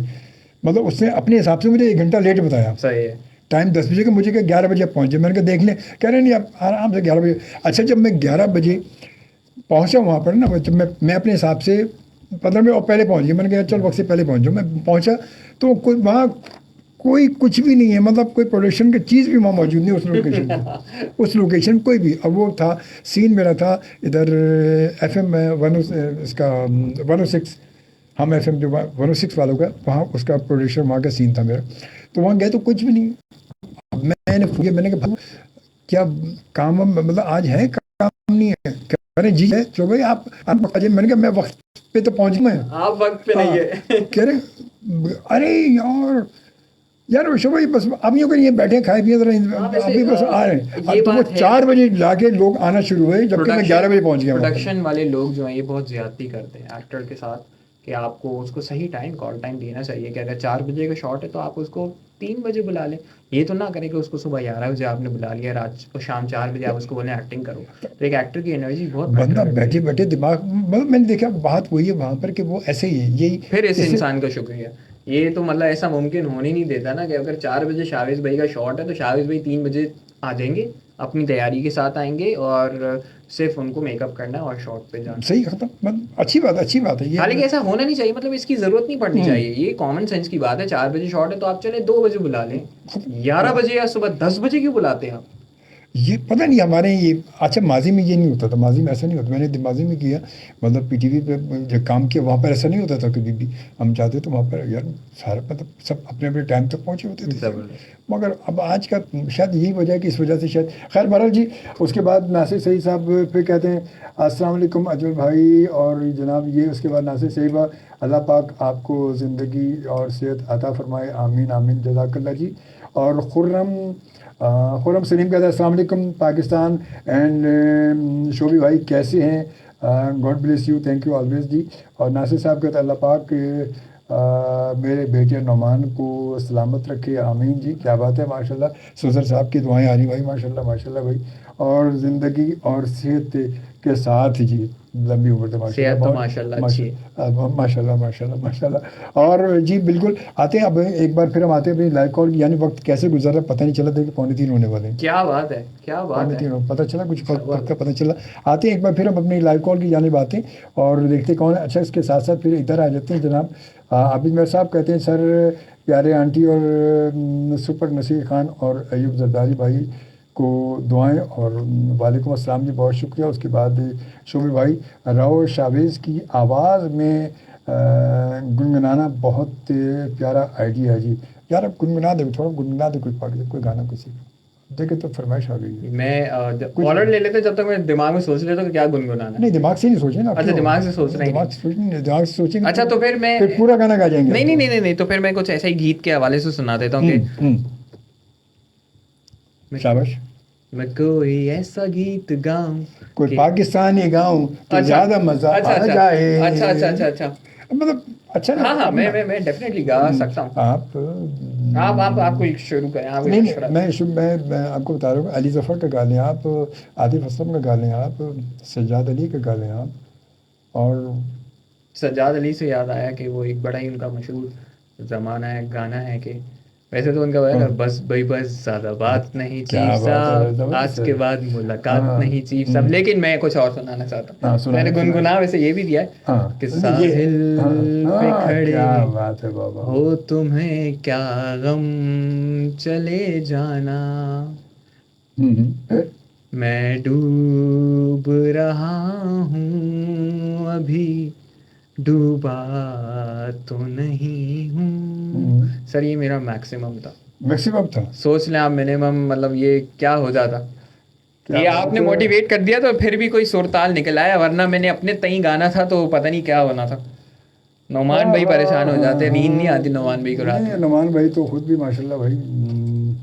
चलो यूँ करते फिर आपको सज्जाद अली की आवाज़ में मैं सुनवा देता हूँ। सर आप सुनाएगा। मैं सुनवा देता हूँ, सुना नहीं रहा हूँ सर, मैं सुनाना तो आपको भी पड़ेगा इसके बाद जी। मैं आपको सुनवा सज्जाद अली की आवाज़ में शामिल। Ajmal Khan Shobhi every Monday and Tuesday at 1 a.m. to 3 a.m. only on FM 100 Pakistan. FM 100 Pakistan. जी जनाब, हर सुन तेरा याद है, भूला तो नहीं है, वादा फरामोश मैं तुझसा तो नहीं हूँ। अच्छा अल्लाह का शुक्र है कि मैं तुझसे नहीं हूँ भाई, बहुत अच्छी बात है। अगर होता तो पता नहीं क्या होता फिर। तो खैर नासिर सईद साहब कहते हैं कि इनका कैरेक्टर क्या है इस ड्रामे में। इनका कैरेक्टर दानिश तैमूर के बड़े क्लोज़ फ्रेंड हैं।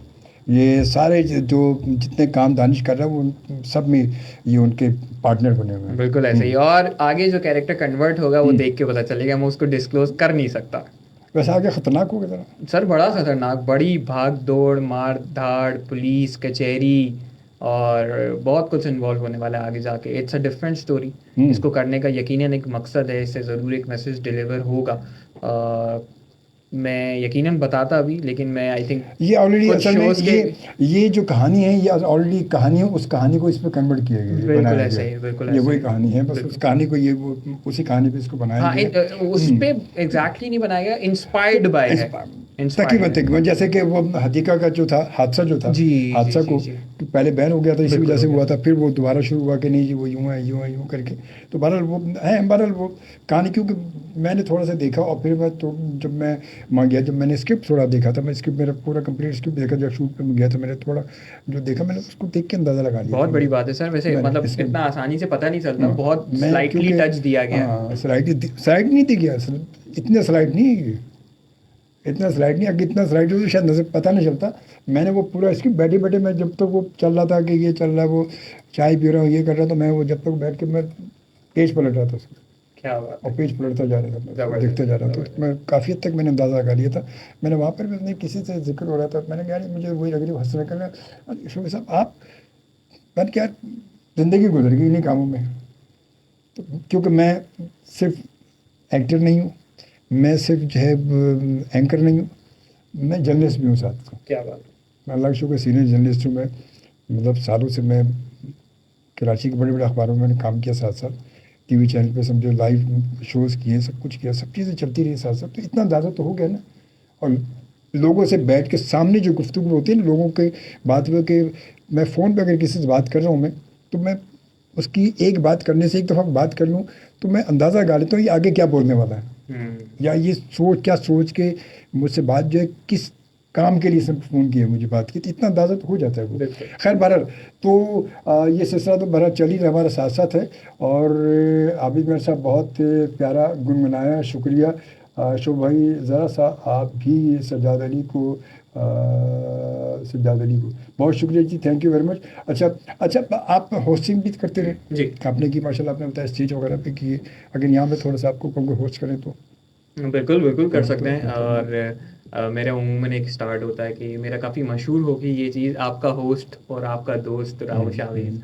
तो अक्सर शुक्र है दोस्त कहते हैं, अगर कहें आपका होस्ट आपका घोस्ट घोस्ट पे घोस्ट हो ना जाए। हाँ, तो इसलिए मुझे लगता है कि मज़ा ज़्यादा होस्टिंग में तभी आता है जब ऑडियंस के दोस्त बन जाए। तो होस्ट तो हम प्रोफेशनली तौर पे हैं, लेकिन जब मैं ऑडियंस से इंटरेक्ट करता हूँ तो मेरी कोशिश होती है कि मैं उनका दोस्त बन जाऊँ। तो इस इवेंट का एक बड़ा मज़ा आ जाता है। पता है मज़ा जब भी आता है जब आप वो और आप एक होते हैं, इन्वॉल्व होते हैं, जब आप ऑडियंस आप में इन्वॉल्व, आप ऑडियंस के इन्वॉल्व होते हैं। जब क्योंकि आप जब आगे कहीं बैठे हैं या किसी रेडियो पर हैं या किसी टीवी पर हैं, कहीं भी हैं, तो आप अगर टीवी या रेडियो पर प्रोग्राम कर रहे हैं तो आप उनके फैमिली का हिस्सा बने हुए हैं। बिल्कुल ऐसे क्यों आप उनकी फैमिली में मौजूद हैं। मुझे वैसे बड़ा फैसिनेट करता है ये पूरी सेटिंग, और इस तरीके से माइक लगा हुआ है, हेडफोन लगा हुआ है। तो आज आपके अगर मैं शो करता होता तो मैं कैसे करता, इसको ट्राई करते हैं। आज आपके शो से मुझे ये मौका मिल रहा है। बिल्कुल कर, थोड़ा सा इसको फेस करके। अच्छा जी बिल्कुल। हेलो एंड अस्सलाम वालेकुम everyone, this is me your host and your दोस्त राहुल शावेज। और आप तमाम ही देखने और सुनने वाले लोगों को मैं दिल की हर एक अता गहराइयों से खुशामदीद कहता हूँ आपके अपने पसंदीदा और फेवरेट शो पे, जिस शो का नाम है और जिस शो पे आप देख रहे हैं वो प्रेजेंट किया जा रहा है FM 100 Pakistan 24 hour radio station. और ये रेडियो स्टेशन आपका अपना रेडियो स्टेशन है, और आपके अपने रेडियो स्टेशन के ऊपर आपका अपना होस्ट आ चुका है। तो अब आपको कहीं भी जाने की ज़रूरत नहीं है। जितनी भी परेशानी ज़िंदगी में हो रही है, जितनी भी मुश्किलात ज़िंदगी में हो रही है, उसको कुछ वक्त के लिए मैं और आप भूल जाएंगे। तो भाई बहुत मज़ेदार गाने भी सुनेंगे। और आज हमारे पास रेडियो के एक बहुत बड़े लेजेंड मिस्टर शोभी मौजूद हैं। तो सर अस्सलाम वालेकुम, कैसे हैं आप? वालेकुम अस्सलाम, मैं जैसा था वैसे ही हूँ सर। ज़बरदस्त। सबसे पहले तो बहुत शुक्रिया कि आपने हमारे शो पे हमें ज्वाइन किया। और आपको कैसा लग रहा है कि आपके शो पे आप ही को गेस्ट बना दिया गया है? बहुत अच्छा है, बहुत अच्छा सर, ज़बरदस्त, बहुत अच्छे माशाल्लाह, बहुत ज़बरदस्त। लेकिन मुझे मौका मिला अभी कि मैं कुछ ऐसी अपने वक्त की सेटिंग बनाऊं कि मैं ज़रूर रेडियो में कुछ अरसे तक के लिए करना चाहता हूँ। मुझे बहुत मज़ा आता है। करवाएंगे इंशाल्लाह वक्त थोड़ा गुजर फिर आपसे बुलाएंगे आपको फिर इंशाल्लाह। देखते फिर आपकी गाइडेंस रहनी चाहिए। कभी फिर देखेंगे आपको, एक किसी शो में बुलाऊंगा आपको, को होस्ट आपके साथ बिठाएंगे, फिर दोनों मिलकर। अरे सर, ये मेरे लिए बहुत बड़े ऑनर की बात होगी जब आप थोड़े फारिग होंगे इंशाल्लाह। तो अच्छा, अभी इस वक्त आप कोई और काम, इस वक्त कोई और ड्रामा कोई इस वक्त आपका सेट चल रहा है कौन सा? सर एक तो ये तेरी छाँव में तो ऑनर हो चुका है। तो इसके अलावा मैं एक थिएटर करने वाला हूँ बहुत जल्द, जिसको मैं डायरेक्ट करूँगा।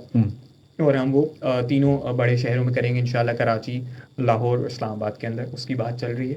और उसके साथ साथ मेरा एक AR वैस से मेरी एक बात चल रही है अभी कि एक ड्रामा हम लोग वहाँ पर शुरू करने वाले हैं। अभी इंशाल्लाह कुछ दिन में स्क्रिप्ट आ जाएगा, और स्क्रिप्ट को एक दफ़ा पढ़ के फिर देखते हैं कि क्या इंशाल्लाह फाइनल रहता है।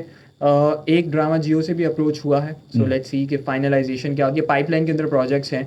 अभी मैं पूरे पाकिस्तान में होस्ट करके आया हूँ ओसाका के इवेंट्स, ओसाका एनुअल अवार्ड्स होते हैं, ओसाका का मैं ब्रांड एम्बेसडर भी हूँ, और जितने भी दुनिया भर में अवार्ड्स होते हैं मैं उनको होस्ट करता हूँ। तो अभी हम कराची, हैदराबाद, मुल्तान, फैसलाबाद, लाहौर, इस्लामाबाद, पिंडी, पेशावर, स्वाबी, खैबर और हमारे खैबर एजेंसी, यहाँ पे जितने भी थे मैं अभी बस पिछले हफ्ते ही आया हूँ, 1.5 हफ्ता हो गया मुझे।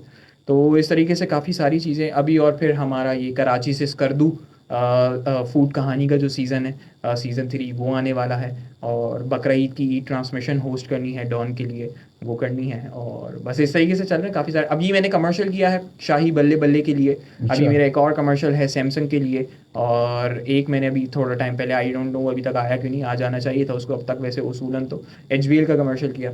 तो इस तरीके काफ़ी सारी चीज़ें लाइनअप में जो हैं और मैं कर चुका हूँ, करने वाला हूँ।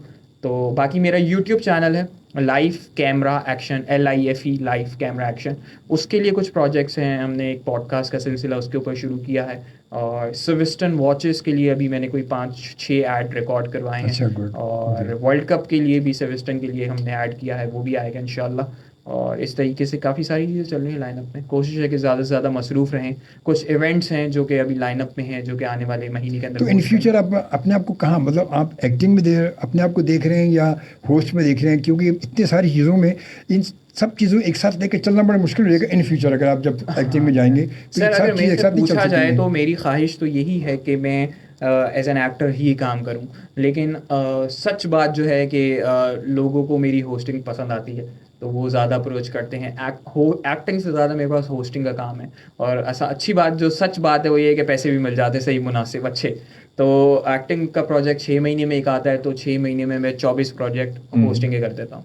तो सच बात है, ब्रेड एंड बटर भी तो चलना चाहिए सर। शाहरुख खान भाई कहते हैं हमारे के, और ये बात अदनान सिद्दीकी ने भी मुझे कही थी कि भाई जब पेट भरा होगा ना एक्टिंग तभी होगी, अगर पेट खाली है तो एक्टिंग का कोई वो ताल्लुक हो ही नहीं हो सकता। सही बात और है। मेरी कोशिश भी यही रहती है। बाकी मैं और भी ब्रांड्स, दराज, क्रेव मार्ट, बहुत सारे इवेंट, उनके लिए लाइव शो भी होस्ट करता हूँ, तो वो भी चलता है। मेरी कोशिश यही होती है जो भी काम करूँ मैं अपने इसी से रिलेटेड करूँ, अपने काम से रिलेटेड। और अल्लाह पाक का बहुत बहुत बड़ा एहसान और शुक्र है कि उसने मुझे उसी काम से जोड़े रखा है जो कि मैं करना चाहता हूँ। Good, very good. तो आप अपने जैसे यूथ को क्या मैसेज क्या देना चाहेंगे, क्या पैगाम देना चाहेंगे कि वो क्या करें? क्योंकि हमारी यूथ जो है ना, जनरेशन, वो बस अजीब ही है बस। वो अब वो सिर्फ वो अपना वक्त सारा मोबाइल पे यूज़ करती है और कुछ नहीं, किसी काम की नहीं है। जी। तो वो क्या वो करें कि यार कुछ आगे बनना है तो क्या करना चाहिए उनको? मैं वैसे सबको भी ये बात कहना चाहूँगा, लेकिन मोस्टली वो जो एस्पायरिंग एक्टर्स हैं जो कि मुझसे अक्सर सवाल करते हैं कि शाहिद भाई क्या करना है, या वो मुझे फॉलो करते हैं, तो उनके लिए तो सबसे पहले बात करूँगा मैं उन एक्टर्स या उन न्यूबीज़ के लिए कि भाई देखें, आज आपको इस बात को डिसाइड करना पड़ेगा कि ये चीज़ मुश्किल है। अगर हम इसके अंदर आ रहे हैं तो हमें अपना 110,000% देना पड़ेगा। ऐसा नहीं है कि आपके लिए रेड कारपेट्स बिछे हुए होंगे एक प्रोजेक्ट के बाद, या आप नापा आ जाते हैं, नापा से ग्रेजुएट होने के बाद कोई आपके लिए रेड कारपेट नहीं मौजूद। आपकी एक नई स्ट्रगल वहाँ से शुरू होती है। आप मोबाइल यूज़ करते हैं तो प्लीज़ सोशल मीडिया का इस्तेमाल एक अच्छे और पॉजिटिव तरीके से करें, ना कि किसी और से जेलस हों, ना कि किसी और से हसद करें, ना कि नाशुक्री करें कि भाई हमारे पास ये नहीं है। आपके पास जो है अपनी आप मैक्सिमम रिसोर्सेज को इस्तेमाल कीजिए, और अपने फेस रिकग्नाइजेशन, आपका जितना फेस रिकग्नाइज होगा उतना बेहतर आपको इस इंडस्ट्री के अंदर काम मिलेगा। राइट नाउ तो यही फॉर्मूला। तो अच्छा कंटेंट बनाएं, अच्छी चीज़ें बनाएं, अच्छी चीज़ों को सामने लाएं, अपने टैलेंट को। अब आपका टैलेंट और कैमरा दोनों आपके पास है। अगर आप अभी भी किसी मौजज़े का इंतज़ार कर रहे हैं तो आप बहुत बड़ी गलती और गलत फहमी का शिकार हैं। आप अपने कैमरा उठाएं, अपनी रिकॉर्डिंग शुरू करें। ये बात हो गई एक्टर्स के लिए। बाकी जितने भी लोग अगर मुझे सुन रहे हैं और मेरी वजह से अगर उनको कोई फ़ायदा पहुँच सकता है, तो यही है कि भाई आप क्लियर रहें, माइंड अपना क्लियर रखें कि आपको ज़िंदगी के अंदर करना क्या है। ट्राई कीजिए, रिस्क लेने से डरिए मत। ट्राई करके देखेंगे, और जब तक आप गिरेंगे नहीं तो आप उठेंगे नहीं, और जब आप अगर गिर के उठेंगे तो आप ऐसा उठेंगे फिर आपको कोई नहीं गिरा सकेगा। तो अपना माइंडसेट बना के रखिए। जो भी करना है, आपको बैंकिंग फाइनेंस में जाना है तो उस बात को मैक्सिमम 100% उसकी कोशिश करें। बाकी अल्लाह पर छोड़ दें। आपका काम है 100% कोशिश करना। उसके बाद अल्लाह बेहतर आपके लिए अगर कर सकता है तो आपके लिए कर देगा, ना होगा तो वो यकीनन उससे बेहतर आपके लिए करेगा। बस हर काम करने के बाद अपने आप से एक सवाल ज़रूर कर लें, क्या ये मेरा 100% था कि नहीं था। अगर और आपसे बेहतर इसका जवाब कोई नहीं दे सकता सर कि आप फिर अगर आप अपने आप को डिसाइड करें हाँ ये मेरा 100% था, फिर वो अल्लाह का मामला है, इंशाल्लाह आपके हक में बेहतर होगा। अगर आपका 100% नहीं था तो कोशिश करें कि आप 100% अपना उसको दें। गुड, वेरी गुड, बहुत खूबसूरत बात की, बहुत अच्छी बात। और ये वो बातें हैं कि जो अगर अमल कर लें, वाकई बात मुशाविज़ ने जो की सोच लें और अमल कर लें तो शायद कामयाबी आपका मुकद्दर बन सकती है, वरना बैठ कर सिवाय फिंगर के स्क्रॉल करते रहें, बस यही ज़िंदगी है और ये इससे कोई हासिल कुछ भी नहीं होगा, कुछ नहीं होगा। ये 6 घंटे गुजारने के बाद आप वहीं के वहीं होंगे, जहाँ थे वहीं होंगे या उससे पीछे होंगे, आगे कभी नहीं बढ़ सकती, क्योंकि जो आपके जहन में होगा वो भी ख़त्म हो जाएगा, इससे कुछ भी नहीं होगा। सोशल मीडिया हमारे पास है, हमें सोशल मीडिया यकीन हमारे लिए फ़ायदेमंद है, पॉजिटिवली अगर इसको ले आप यूज़ करेंगे तो बहुत कुछ इससे हासिल कर सकते हैं, मगर हमारे इसका इस्तेमाल पॉजिटिवली होता बहुत कम है, बहुत कम होता है। बेसिकली यह है फ़ायदे की चीज़, मगर हम इसको नुकसान की ज़्यादा लेके जा रहे हैं। तो बहरहाल बहुत सारी दुआएं आप सबके लिए, अल्लाह ताला आप सबको कामयाब करे, मगर अपनी कोशिशें करेंगे तो दुआएं असर करती हैं, वरना दुआएं भी असर नहीं करती जब तक इंसान खुद कोशिश नहीं करता। खुदा ने आज तक उस कौम की हालत नहीं बदली, ना हो ख्याल जिसको खुद अपनी हालत बदलने का।